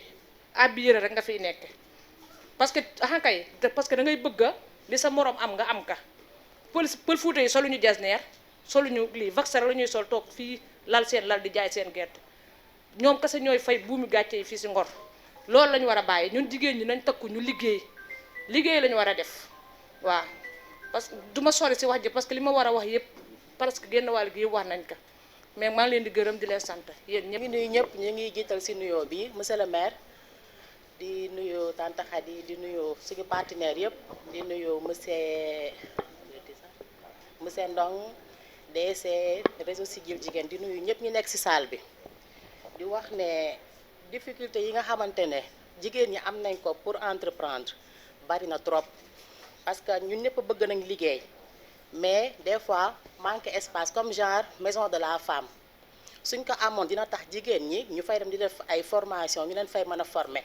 nga xam ne du ñu nekk di toltalaan côté bu nekk pour mën fa def seen ay formation suñ ko amoon dinañu gën a dimbali ndax formation moom mooy lépp ndax nit mënoo nekk ci di def ay liggéey na te xamoo sax yow li ngay def lan la donc loolu moom du am sens léegi deuxième bi mooy jigéen ñi bëgg nañ liggéey mais tam dañuy war tam di sëy da ngay sëy nga bëgg a defaale aussi sa activité des fois nga am problème ak sa genre comme belle famille yi des fois ñu ne la yaa war a togg wala yaa war a lii tam dafay ralentir tamit suñu processus pour notre développement ci côté boobu beneen bi aussi jigéen ñi bëgg nañ liggéey mais la plupart dañu nekk dans le secteur informel comme kii bi formation bi dafa ñëw pour dimbali jigéen ñi ñoom ñu pardonner aussi comme ça ñun ñu mën a formaliser wu parce que tamit nit bu lay dimbali tamit di nga wax dimbal da say fekk loxoy borom nit du jógee fële bëgg a dimbali ñoo fekkal ay loxo an say kii nga nekk maa ngi nii nit tam du investir faa xamante ne nii dara nekku fa donc ñun ñëpp nañ jóg ñi nga xamante ne nii nekkuñu amuñu ay papier na ñëpp a jóg ñu tam daal dugg dans le secteur formel beneen bi aussi boo xoolee jigéenu Ngor yëpp dinañ liggéey de mais ñoom ñëpp même secteur d'activité bi nag la ñuy nekk dañ war di changer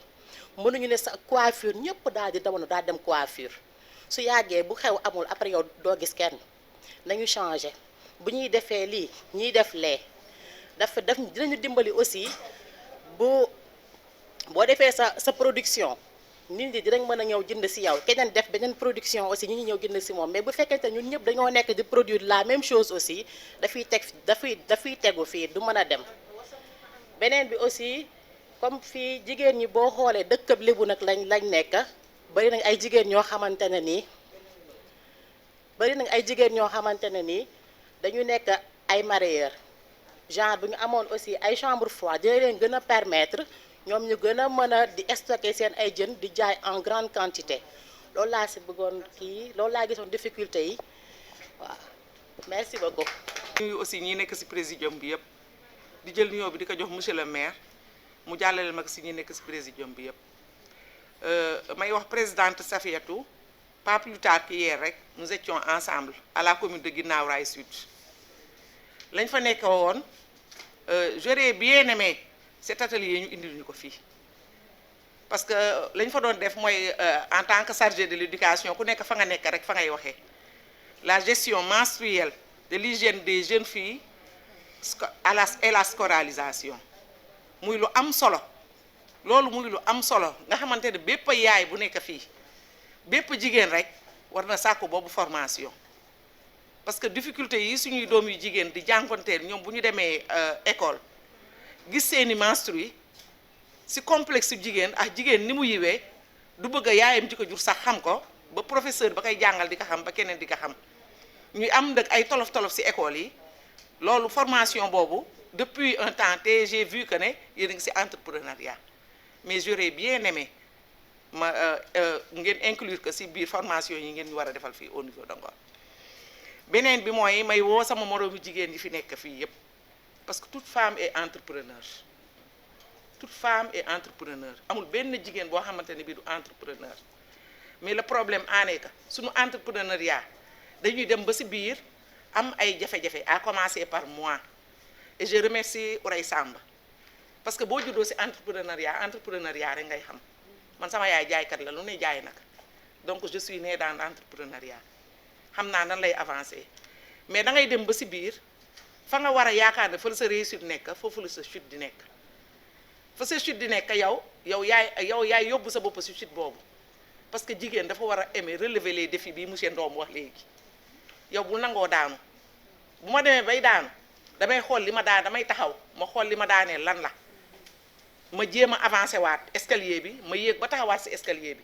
noonu la femme entrepreneur di def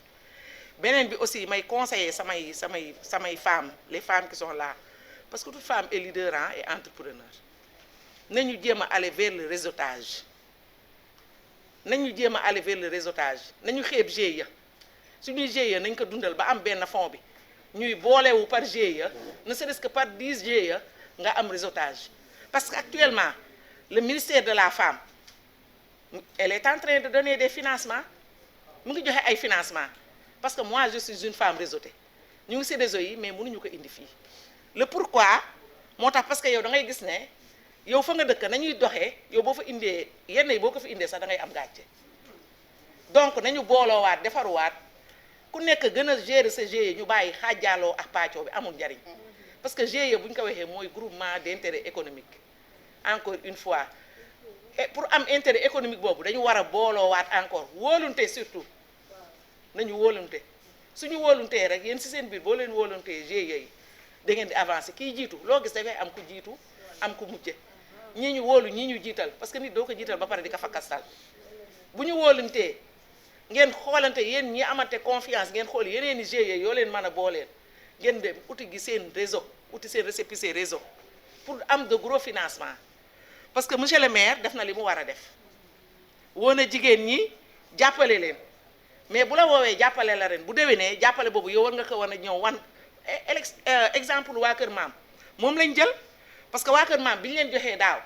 du ñu bëri lañ joxoon mais xale yi bi ñu ñëwee déggaat financement dañ ñëw indil ñu ay preuve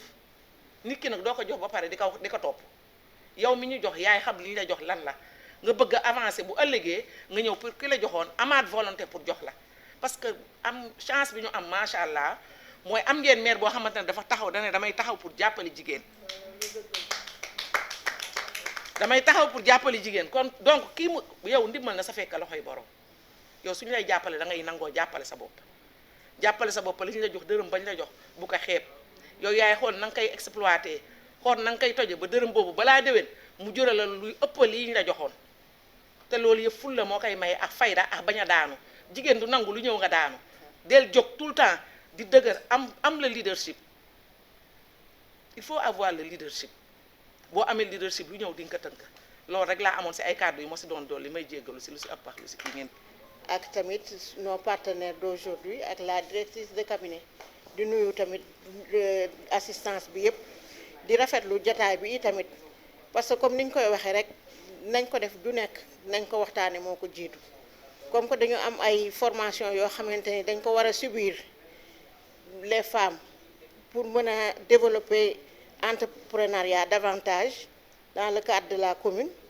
doon na baax comme ni jataay yi assises yi ñu toog waxtaane ko ku ci décliner aussi objectifs yi ak priorités yi après nag le reste va suivre incha allah rabbi ñi ngi seen ginnaaw rek nous sommes vos serviteurs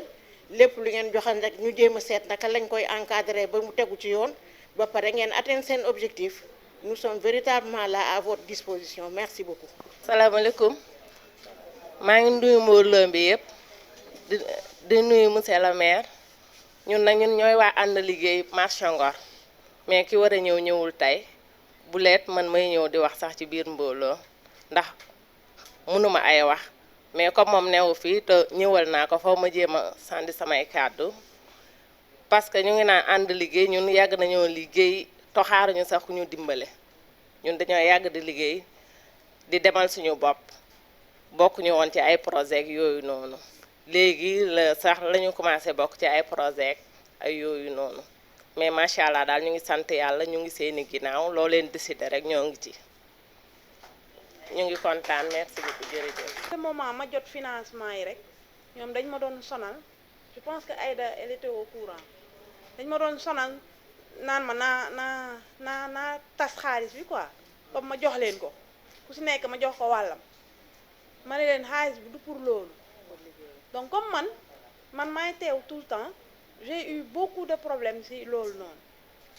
donc j'étais obligée ma jël xaalis bi def ko par pàcc comme ça ñoom ñu mën a liggéey mën a rembourser mu mën a am intérêt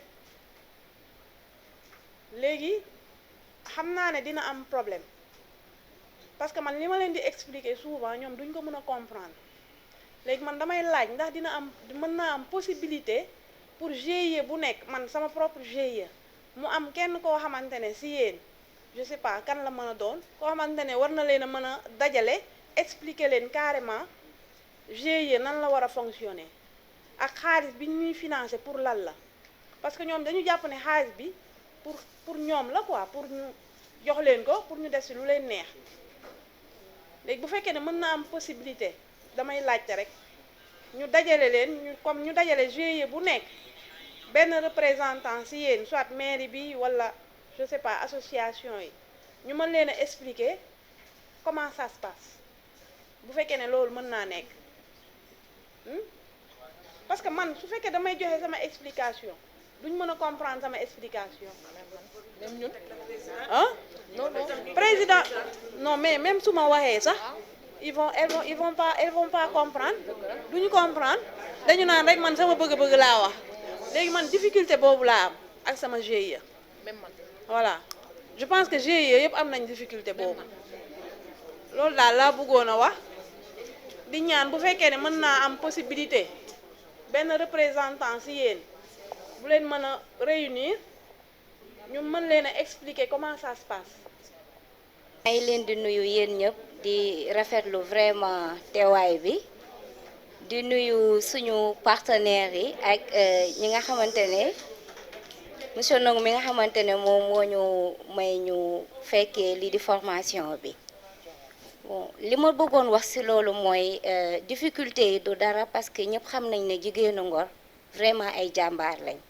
koo ci gis moo ngi daan dooleem koo ci gis moo ngi kërti pour mënal boppam mais pour mënal njabootam problème concernant GIE yi nag dafa fekk ne ñoom dañ dul am information parce que nekk nañ ay femmes yu brave ñu ne leen kaay leen ñu ñëw constituer benn GIE di liggéey mais dañu dul am information yépp parce que mën nañ dajaloo ut seen ay këyit mais concernant règlement yi statut yi dafay baax yéen ñi ŋànk GIE bi ngeen toog ngeen waxtaanee ko ba ñoom ñu xam lan mooy GIE xam lan mooy statut yi règlement bi lan la wax bu ngeen xamee loolu ngeen toogaat waxtaan ci seen biir parce que kii bëgg ñu koy jàppale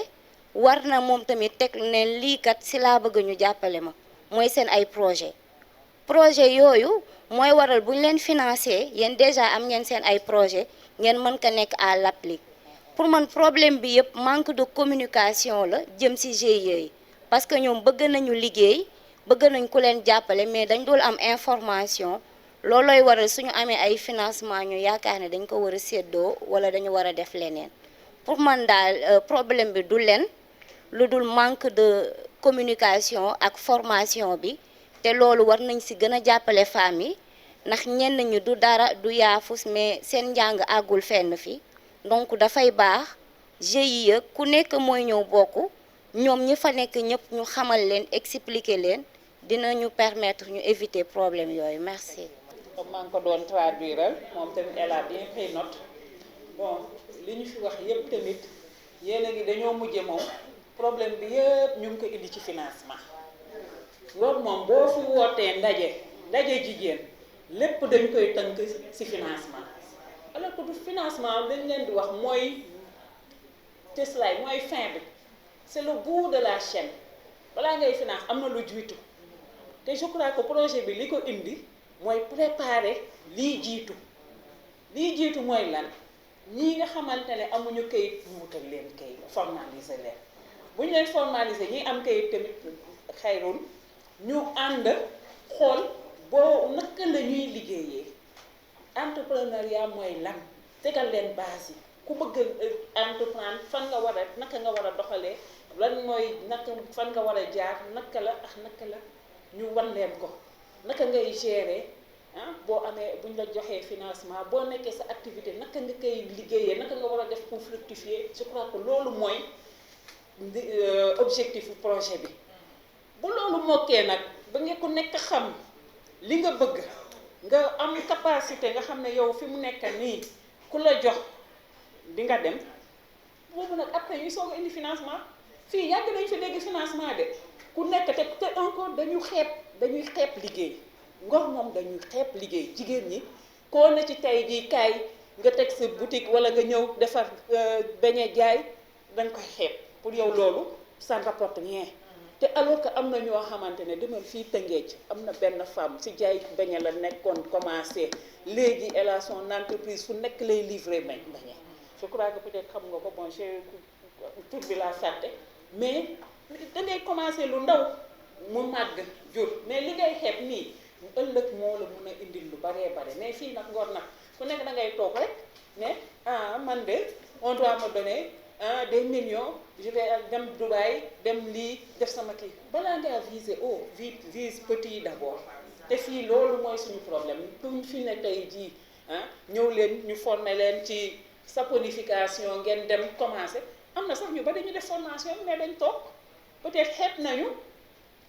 1000 francs yooyu ñu ciy am bénéfice te 1000 francs yooyu ngay am bénéfice soo koy denc feex at mu indi la neen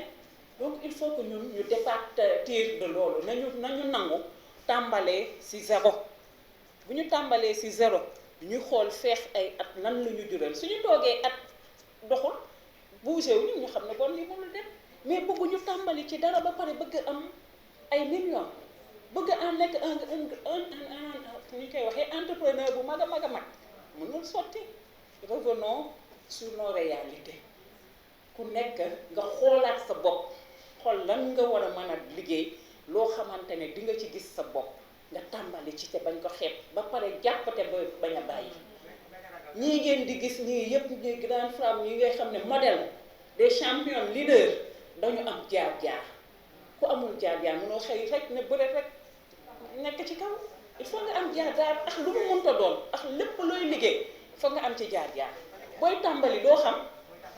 dangay jàng ndànk-ndànk nangoo déglu nangoo am conseil nangu nit ñi tamit di gëstu te foofu tamit beneen problème la Ngor duñu dem fenn dañu toog ci biir Ngor bii rek bëgg lépp fekk si leen fi loolu mënul sotti ñun dañu nekk dans les bureaux mais da ngay gis ku jógee Matam ne serait-ce que pour ñëw wut si information parce que bëgg na xam peut-être am na fa dossier mais da koy jaral mu déplacé wu di ñëw régulièrement di xool dossier am fu mu toll. mais Ngor fii dañuy bëgg même pour nga créer leen GIE sax au lieu ñu dem APEX dem créer seen groupement dañuy toog fii yow yaay dem wuti leen papier yi indil leen ñëw fii ñu signé ñu kii mais loolu ba kañ loolu mën na nekk ku bëgg a entreprendre da ngay nangoo jóg dem dugg génn liggéey dem gëstu jëli ji information on va vers information ku toog di xaar mu ñëw fekk si la di nga yàgg foofu te doo bouger information da nga koy dem jëli ci ñun nag jàppale bëgg nañ jàppale mais des fois dafay am ay contraintes je crois sànq am na ko wax ne da ngay am ay réseau am ay yoo bëgg a indi mais soo xoolee nit ñi ñuy doxalee rek tu te dis lii soo ko fi indee non seulement du réussir mais yow sax sa bopp dangay am gàcc loolu aussi il faut que ngeen ñu xoolaat taxawaay yi ñu xoolaat toogaay yi su dee vraiment bëgg nañu jóge ci situation bi su dee nag duñu bëgg a daje wax rek après bàyyi mu jeex ñu continuer di wax rek mu bàyyi mu jeex ñëpp di ñu romb di dem rek ñun ñu toog suñu ruq rek suñu ruq bu ndaw bii suñu pukkus bii bu yàggee nag xam ne lu ñu ci fekk rek ñu xam ne mooy loolu su dee vraiment bëgg nañu liggéey na ku nekk xoolaat sa taxawaay te ku nekk li ngay yëngatu nga def ci fulla ak fayda boo xamante ne ku la jàppale nga dem ku la jàppalewul nga dem mais ay yii yëpp ay soutien la Siggil Jigéen appui la war a doon fondation Moussol accompagnement la war a doon daf lay fekk ngay yëngatu mu ñëw jàppale la si booster la sa liggéey gën a dem vraiment bon je parle avec le cœur parce que c'est des réalités que nous vivons on a eu beaucoup d'expérience sur ça mais ci wax rek la ñuy yem wax bi nag moo war a jeex bu dee juróomi groupement yu pare pour liggéey ñu ànd ak juróomi groupement yooyu liggéey ku bëggul liggéey na nga toog demee nag après bul ne dañ ma beddi wala dañ ma lii wala dañ ma laa dañu def ségrégation parce que tamit ku nekk tamit booy investir si dara même bu dee investissement physique ñu la fekk ñëw réunion toog fi nii rek de 8h à 13h c'est un investissement donc loolu noonu bëgg nga mu am njëriñ mu am jeexital mais ñëw réunion di daje te du am benn jeexital loolu tamit amul benn solo il faut ñu xoolaat suñu bopp vraiment maa ngi jéggalu si kàddu gi mais nañu gën a góorgóorlu daal parce que am nañu ñu bëgg a jàppale am na ñoo xam ne pare nañu pour maire bu déjà joxe na am na groupement de femmes yu nekk yu bari jox na leen 1 million te préalable bi sax taxawul xanaa kooku bëgg na jàppale bon nag li si des nag ñun nañ ko def voilà wasalaam. xëj na fi Khady mujjee foofu lay tàmbalee monsieur le maire bëgg na leen jàppale ba tax na sax mu ñëw rek jox leen financement yi maa ngi ko doon wax directrice léegi ma ne ko bon loolu day wane ne seen maire bi du maire politique parce que maire politique yi bu ñuy baxal xeer sax woo ñëpp ñu ñëw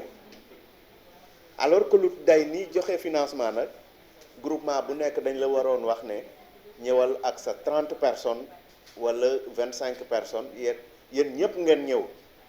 mu wax li tax mu jox leen financement yi yan objectif la ciy viser lan la ciy xaar et wax leen bu dee remboursé naka lañ ngay di remboursé bu dee aussi subvention mu wax leen ne subvention la waaye parce que nag projet bi nee na leen parce que ñoom Khady ñoo defoon diagnostic bi moom ak benn agent Moussol bu tuddoon Yolanda mais dañ gisoon ne jigéen ñi ku nekk da ngay demal sa bopp xëj na monsieur le maire loolu la bañ nag ne leen def leen groupement ma jox leen donc duñ leen jox groupement bi pare nag ne leen séddoo leen loolu amut sens liñ leen kii kañ mooy ngeen fexe di yëngu-yëngu par benn fexe ba loolu nag gën a yaatu mais xëj na moom jox na leen mais bu doon man maa doon joxe financement yi dama leen ne groupement bu nekk na indi ñëpp ñu ñëw ñu def ko cérémonie bu mag waaw ku nekk dëggal sa bopp bu boobaa nag ku ci bëgg a wax ne séddoo ñu ne ko déedéet maire waxutoon séddoo de dafa ne woon ñun ñëpp ñu bokk kii te balaa loolu sax dañu waroon xalaat groupement bu nekk ci lan lay yëngu ku amut ci loo yëngu duñ la joxagum financement nga dem indi benn projet am na ñu ko fi doon wax defoon nañ fi benn formation sur élaboration de micro projet donc ngeen defar seen micro projet bu ndaw nga xam ne sax au moins da ngeen di def objectif bi def résultat yi voilà ak ñaata ngeen soxla ci xaalis ak naka ngeen di doxale ci kii bu simple ci benn feuille rek ñu xool ñoom kii ñu xool ndax li ngeen wax yenu na maanaan ñu door leen jox financement mais su ngeen ne da ngeen di joxe financement yi rek pour day mel ni te jaraaf wax na ko de buñ leen joxee xaalis bi léegi yow nga aaye sëriñ bi ñëw fekk yéen a ngi door a juboo nga dem jëndal ko ci ginaar pour neexal ko mais bu yàggee nga def ci benn ñaar rek xaalis ba day yàqu mais xaalis bi pour groupement yi la man ci li ma yaakaar waaw en tout cas ñun ci loolu lañ leen di xëcc pour ngeen nekk ay groupement bokk liggéey bokk jëriñu en tout cas projet bii nii ci loolu lañ leen di ñaax waaw parce que bu ngeen fexee def ay groupement après groupement yooyu comme ni ko Ndeye Touré doon waxee ngeen def benn réseau des femmes entrepreneurs de Ngor mais di ngeen mën a dem outil financement yi nekk ci ministère yi nekk ci ONG yi wala yi nekk ci banque yi mais il faut ngeen bokk def benn en tout cas ñun ci li ñu desee ci projet bi noonu lañ bëgg a liggéeyee waaw fexe ba ngeen def ay est-ce que dinañ wax say ay nit dinañ leen wax waaw ngeen def say léegi ma dégg olof de waaw léegi ñu def ay say xam nga say yi mën nañu après ñu boolewaat say yooyu mooy réseautage bi waaw ensuite ñu demaat su ma ko doon wax ci séeréer nag ak ay neex te kii wasalaam. di leen ziar voilà mu commencé rek par ñu nekk si président bi waaw monsieur le maire monsieur Abdou Khadre Gueye madame la présidente commission entrepreneuriat madame Samba madame Safiatou Diop présidente du réseau civil jigéen madame Carmen voilà qui représente la fondation Moussol ak monsieur Ndong et aussi madame Sow xam naa tey moom fa yéex a ñëw rek waaye normalement il devait être là nekk ak ñun parce que mooy tamit suñu kilifa fii si wàllu administration ak monsieur Mbengue bi fi ñëwoon sànq daaf ak suñu autorité coutumière yi fi nekkoon muy le président Jaraaf Habib ak le président des frais ñu nuyu nag les conseillers yi fi nekk les conseillers municipaux ak les membres de GIE yi fi nekk ak les groupes de jeunes malgré yéex ngeen a yeewu nag yéen nag tamit vraiment c'est pas ça quoi yéen ngeen a yeewu macha allah di nuyu assistance bi yëpp je pense que wakkaat yi fi jotu rot yëpp macha allah amatul dara ñu si teg parce que xam-xam jóge di génn na fi xel mu set génn na fi wax ju rafet génn na fi te vraiment lépp buñ ko boolee lu ñuy jariñ la di dellu si waat rek di ñaaxaat surtout les groupements de jeunes parce que defe naa bu dee jigéen ñi moom roole nañ tuuti parce que ça fait des années ñu ngi si mais sama génération jëm suuf peut-être que ñun ñooy door a pees si wàllum GIE te je pense que ñëw na tamit à son heure ni ma ko mën a waxee parce que tey jii parce que ñun ñëpp on est des responsables nekk yore ay kër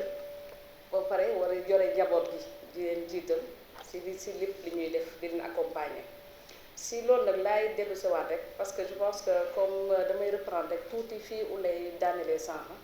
parce que je pense que moom bi mu amee jafe-jafe yooyu on a partagé ñu dundandoo ko ma nekk nag il faut ñu comprendre ne tamit mbooloo jiite ko moo yombul parce que ñëpp a ngi si biir te ñëpp amuñu capacité compréhension yëpp da ngay rek neexal rek comme ni ñu koy waxee rek booy jiitee moom c'est parfois la carotte parfois le bâton mais pour wax leen rek ñaax leen parce que déjà ma dara sa xel tuuti parce que prévoir nañu ay master class surtout pour les groupements de jeunes ñu ndaw yi les kii yi ay master class pour permettre ñu les GIE ñuy ñëw ñuy leen di defal formation ñuy xam GIE nan lay doxalee nan lay kiiwee parce que comme ni ñu ko waxee rek dëgg la maire bi day jox subvention bi c'est pas remboursé mais subvention bi joxuñu ko pour ku nekk dem sa kër toog yëfi mbooloo la ñun ñoo nangoo nekk bokk ci GIE bon war nañoo mën a bokk liggéey boobu nag lu ñuy xalaatandoo la di ko defandoo neew ñu ay da jël nga yow sa wàll nga yóbbu kër wala ñu bëgg a demal wala ulay demal sa yoon mais dajale boobu surtout moom lañ ci gënoon a soxla ak ànd liggéey parce que mun nañ ci am lu nee nag Khady mi elle va pas me contredire moom mi nekk ci dans le milieu mun nañ ci am lu ne ça fait des années da ngay dégg ci ay femmes ci àll bi on les finance des fois à hauteur de 20 millions wala lu jëm kaw mais parce que dajaloo ànd liggéey bi la dëgg la ku nekk nag zone bu nekk ak réalité ak particularité Ngor c'est un peu difficile mais dañ war a xam ne nag change dafa jot parce que boo nekkee ci dara pendant des années gisoo ci benn avancement vraiment da ngay changer méthode te boo changer méthode bu si tu as la chance tamit d'avoir ñoo xam te ne tey jii mën nañ la jàppale ci wàll woowu ils sont dans le secteur ça fait des années di accompagner ay GIE ba ñu yegg fenn jëlee la un point A à un point B loolu dañ koy dollee sant yàlla te tamit il faut ñu nangu mooy li ma wax rek il faut ñuy nangu ñu wàcc jiit dafa metti c'est pas facile parce que jiite surtout ay jigéen yombul mais nag laaj na endurance il faut vraiment ngeen am endurance am souplesse nag ngeen dégg parce que nee naa leen ku mel ni par exemple Babacar Ngom il a commencé avec rien du tout tey jii mu ngi tabax empire te bi mu commencé amul sax 50 000 démarré wul 50 000 bon 1 million jarul a xeeb ndaw na ci ñenn ñi mais du lu ndaw pour man war nañ ci mën a démarrer dara tey jii GIE yi jigéen ñi bari à travers les GIE ñu ngi ci am lu ñu leen jëriñ pour seen kër mais GIE yi tey jii permettre ñenn ñi ñu am sax ay dëkkuwaay permettre na ñenn ñi ci liggéeyu GIE ñu accompagner seeni doom ñu dem sori ci seenam jàngal bon pourquoi pas à Ngor d'autant plus que c'est une commune boo xam te ne c'est dans la capitale mais il y a beaucoup d'opportunités qui s'offrent à Ngor lu bari loo xam te ne war nañ ci mën a jëriñ bon di leen ñaaxaar rek te vraiment comme si ay formation lañ jëm tey jii vraiment yéex nañoo démarrer te bu fekkee ne nag dañu war a dem ci formation pour ñëw uti xam-xam parce que ku nekk GIE boo fi ñëwee toog da ngay représenter GIE ñëw fi sàkku sa xam-xam boo paree nag li nga jàng fii moom ngay dem wàccee ko sa groupe bon nag ce serait bien ñu delloowaat ci leen bu formation bi jotee ñuy ñëw fii toog di ñëw à l'heure di jàng di sàkku li ñu fiy sàkku mën a delluwaat loolu daal laa leen di ñaan vraiment ñu gën see sabablu vraiment di jéggalu ci kàddu yi waaw di leen jaajëfal merci beaucoup. Madame la directrice de cabinet et des autres aussi ñoo bokk déggandoo gisandoo mais man li ma fi dégg monsieur le maire moo di ñoom ñëpp y a un besoin d'information et de formation d'accompagnement bu ma koy résumer waxtaan wi yëpp moo di am nañu volonté xëy na xeebuñu dara xam nañ ni dañoo war a liggéey waaye soxla nañu ku leen accompagner soxla nañu am des informations soxla nañu am formation bu systématique ci li ñuy def loolu moo fi feeñ heureusement que maire bi aussi ci waxu maire ak madame la directrice ci nañu ni ñoom itam programmé woon nañu déjà jëli woon nañu seen bëgg-bëgg par la programmation de master class ci li ngeen soxla xëy na ci GIE formalisation et accompagnement waaye madame la directrice monsieur le maire man li ma gën a gis moo di li ngeen ci dugal formation au leadership gis ngeen mbir mi li koy sottal moo di nga am pas-pas ak taxawaayu kilifa nekk leader am qualité leader pour que nga mën a doxal sa entreprise ba pare yóbbu sa communauté ci kanam donc na ngeen ci renforcement de capacité yi na ngeen mettre l'accent sur le leadership féminin c'est extrêmement important li ci des moo di ñun Siggil Jigéen on renouvelle encore notre volonté de collaborer et de vous aider sur certains aspects surtout sur le leadership ak accompagnement bi war ci projet bi yépp Djibril wax na ko déjà présenté na leen projet et je suis sûre que au bout des 12 mois bu ñu évaluer taxawaay yi ak entreprise yi dinañu ci gis résultat et loolu mooy du concret parce que passé nañu fi mu nekk di wax mbaa ñu di xalaat ak clé il faut que ñu jëf directement ñu gis soppeeku ci biir jigéen ñi ak ci seen activité de façon concrète. Je termine par remercier sincèrement le partenaire Monsieur Carmen. Vraiment, soyez remerciés et passez nos remerciements à Cordoba, la députée de Cordoba. Et nous continuerons, Inch'Allah, à collaborer avec vous. Ba ëllëg ñu mën a évaluer mu juddu fi ay entrepreneur waxuma la dara waaye ñu mel ni Anta Babacar Ngom fës fi fël fi génn. C'est ça le résultat. En attendant, passons par la formation, le réseautage, mais solidarité. Et waay gars yi ñu mën a solidaire loolu rekk moo nu mën a sauver te ñoo bokk lépp ñoo bokk mbuus ñoo bokk ngor moom ku ko xam tur wi ci boppam wuyu na boppam nañu ànd gore ci ngor jàppalante te xam ni kenn ku ci ne la nekk ci yow moo nekk sa morom te mbooloom sànqale mooy wat weer ci kàddu yooyu laa leen di gën a sant. Et à tous pour vous exprimer les difficultés que vous trouvez dans votre économie. Et Madame Samba m'a traduit un peu tout ce que vous avez dit. Et j'espère que ces projets peuvent tourner les difficultés en choses qui vont être mieux pour votre travail et votre économie. Et on sera ici en accompagnement avec vous. Et merci beaucoup. jotaay bi gudd na waaye itam am na solo trop si bi ñu leen dégloo li ngeen jot a wax jàpp nañ que ne monsieur Ndong a pris note parce que comme ni ñu ko waxee rek lii ay session de formation yu war a ñëw après tey lancement bi la woon mais si diggante 9 mois yi ñu jëm incha allah am na yeneen fa session formation yoo xamante ne ni war naa am pour les femmes de Ngor pour gën a yaatal gën a yokk seen xam-xam gën a leeral et comme ni ñu ko waxee léegi rek jàpp nañu que ni monsieur Ndong a pris note ñun aussi jël nañ note par rapport ak difficulté yi nga xamante ni moom la fi ñëpp wax par rapport aussi contexte bi nga xamante ni moo nekk peut-être dama expliquer de manière beaucoup plus terre à terre rek pour wax leen ñun en tant que commune on est là pour jàppale la commune góor jigéen mag ak ndaw ñëpp ci biir et li ñoo wax rek naan koppar Ngor na delluwaat ci waa Ngor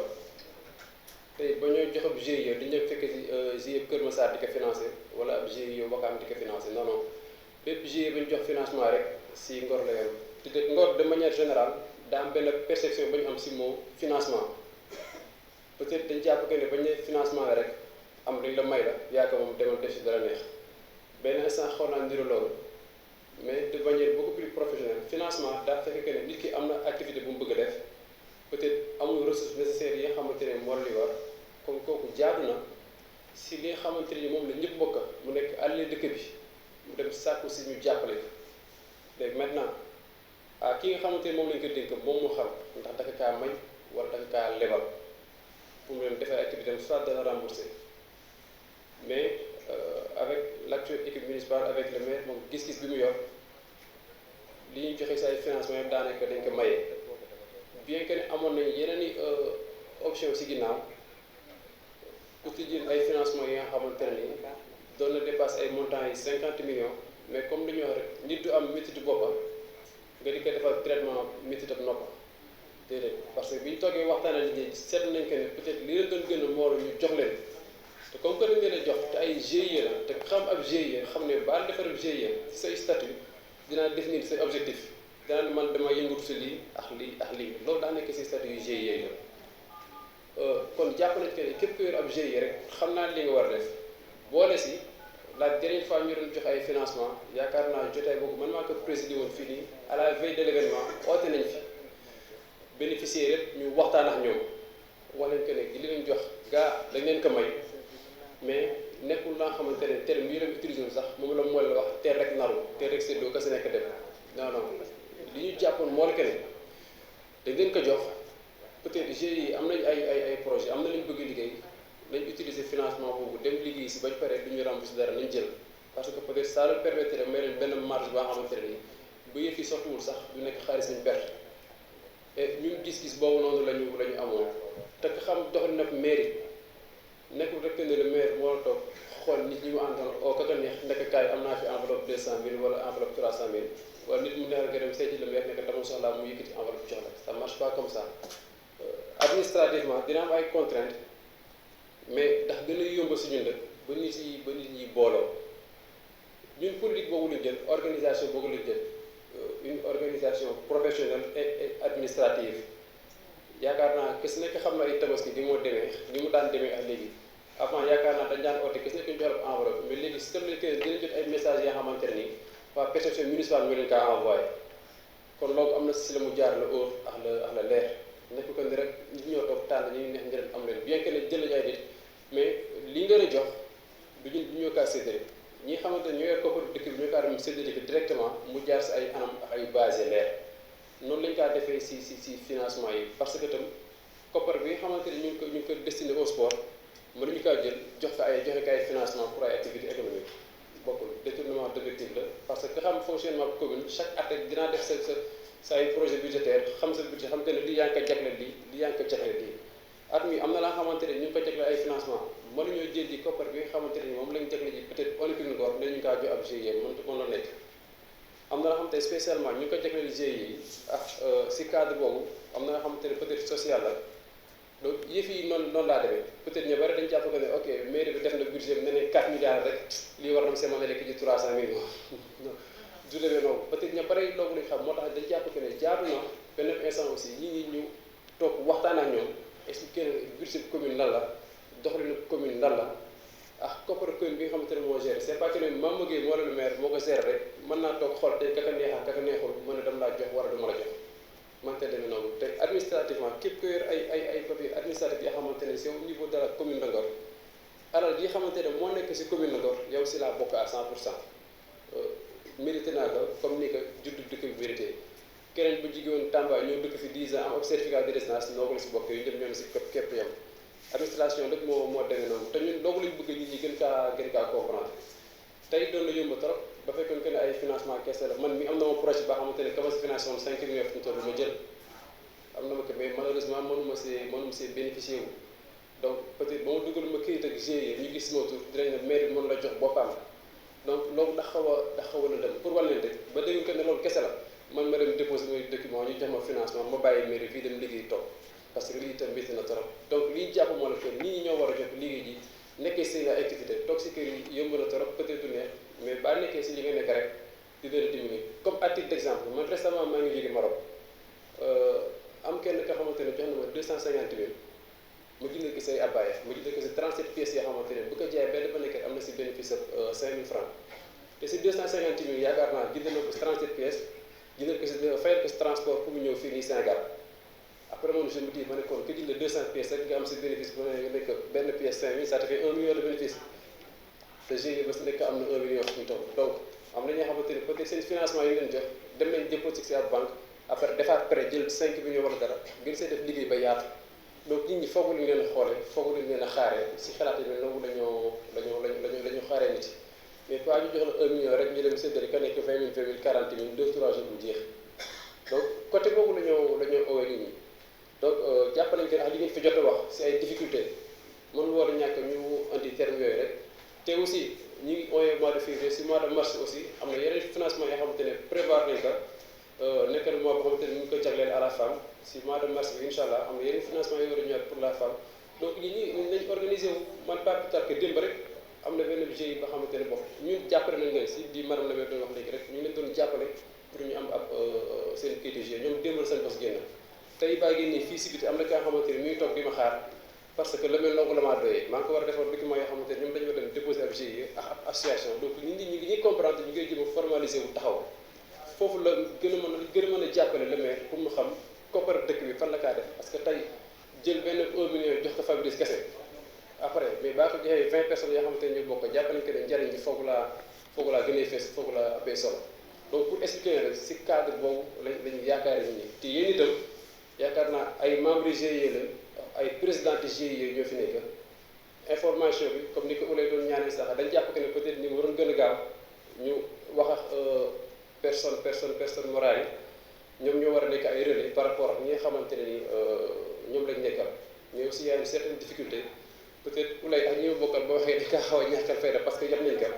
difficulté ko moo am si Ngor en général parce que des fois comme ni nga ni ko ñun une vérité pour que mu dara pour mu nekk dëgg il faut ak tubaab wax ka des fois Ngor dañ xaw a am xalaat boobu aussi ki ñu gën a jigéen ba waxee dañ naan du dëgg il faut que maire bi wax wala adjoint wala kenn ki nekk si maire bi ñu doog a jàpp que ne dëgg la fekk ne ñooñu ñu jox leen information pour ñu mën a nekk ay relais jar na ko jaral nañu ko Ouleye ba jaree ba toogee tey comme ni ko ay descend prévoir nañu laa xamante ne pour joxe information yooyu noonu la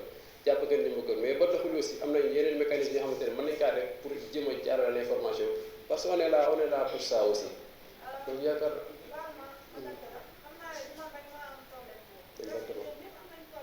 exactement effectivement loolu tax ñun ñi ngi de manière générale gis-gis boobu lañ si xaw a am rek parce que on comprend aussi on comprend mais ñun tam comme que ñu ngi am ay retour dañoo jéem a bokk peut-être loolu waru woon nekk ñu liggéey sax mais ñu ngi jéem a kër am ay mécanismes yoo xamante ne comme masterclass yi ay wax léegi nii rek pour jéem a nit ñi ñu gën a am l'information ñu gën a mën a xam exactement li nga xamante ne noonu la yëf yi war a demee donc cadre yooyu lañu amoon dañoo gën a leeral li ngeen fi wax am na solo trop parce que c'est ça l'importance de genre jotaay yi nii yàlla lancement rek la woon et au fil du temps yeneen activités yi dina ñëw yeneen formation yi dina ñëw incha allah dinañ gën a dugg si ay détails yi fii dina gën a leer par rapport ak gis que li nga bëgg a def ak fi mu jëm kon nag di leen santaat di leen gërëm dañ ñaan yàlla rek bépp activité boo xamante ne yëkkat nañu fi gis que yàlla si yàlla jàppale boo mën a aboutir comme ni nga ko bëggee kon nag si côté boobu la ñoo tëjee kàddu yi di leen santaat di leen gërëm jàpp que ne on peut lever la séance man pen la xaw naa xiif trop peut-être préparer nañ ko dara si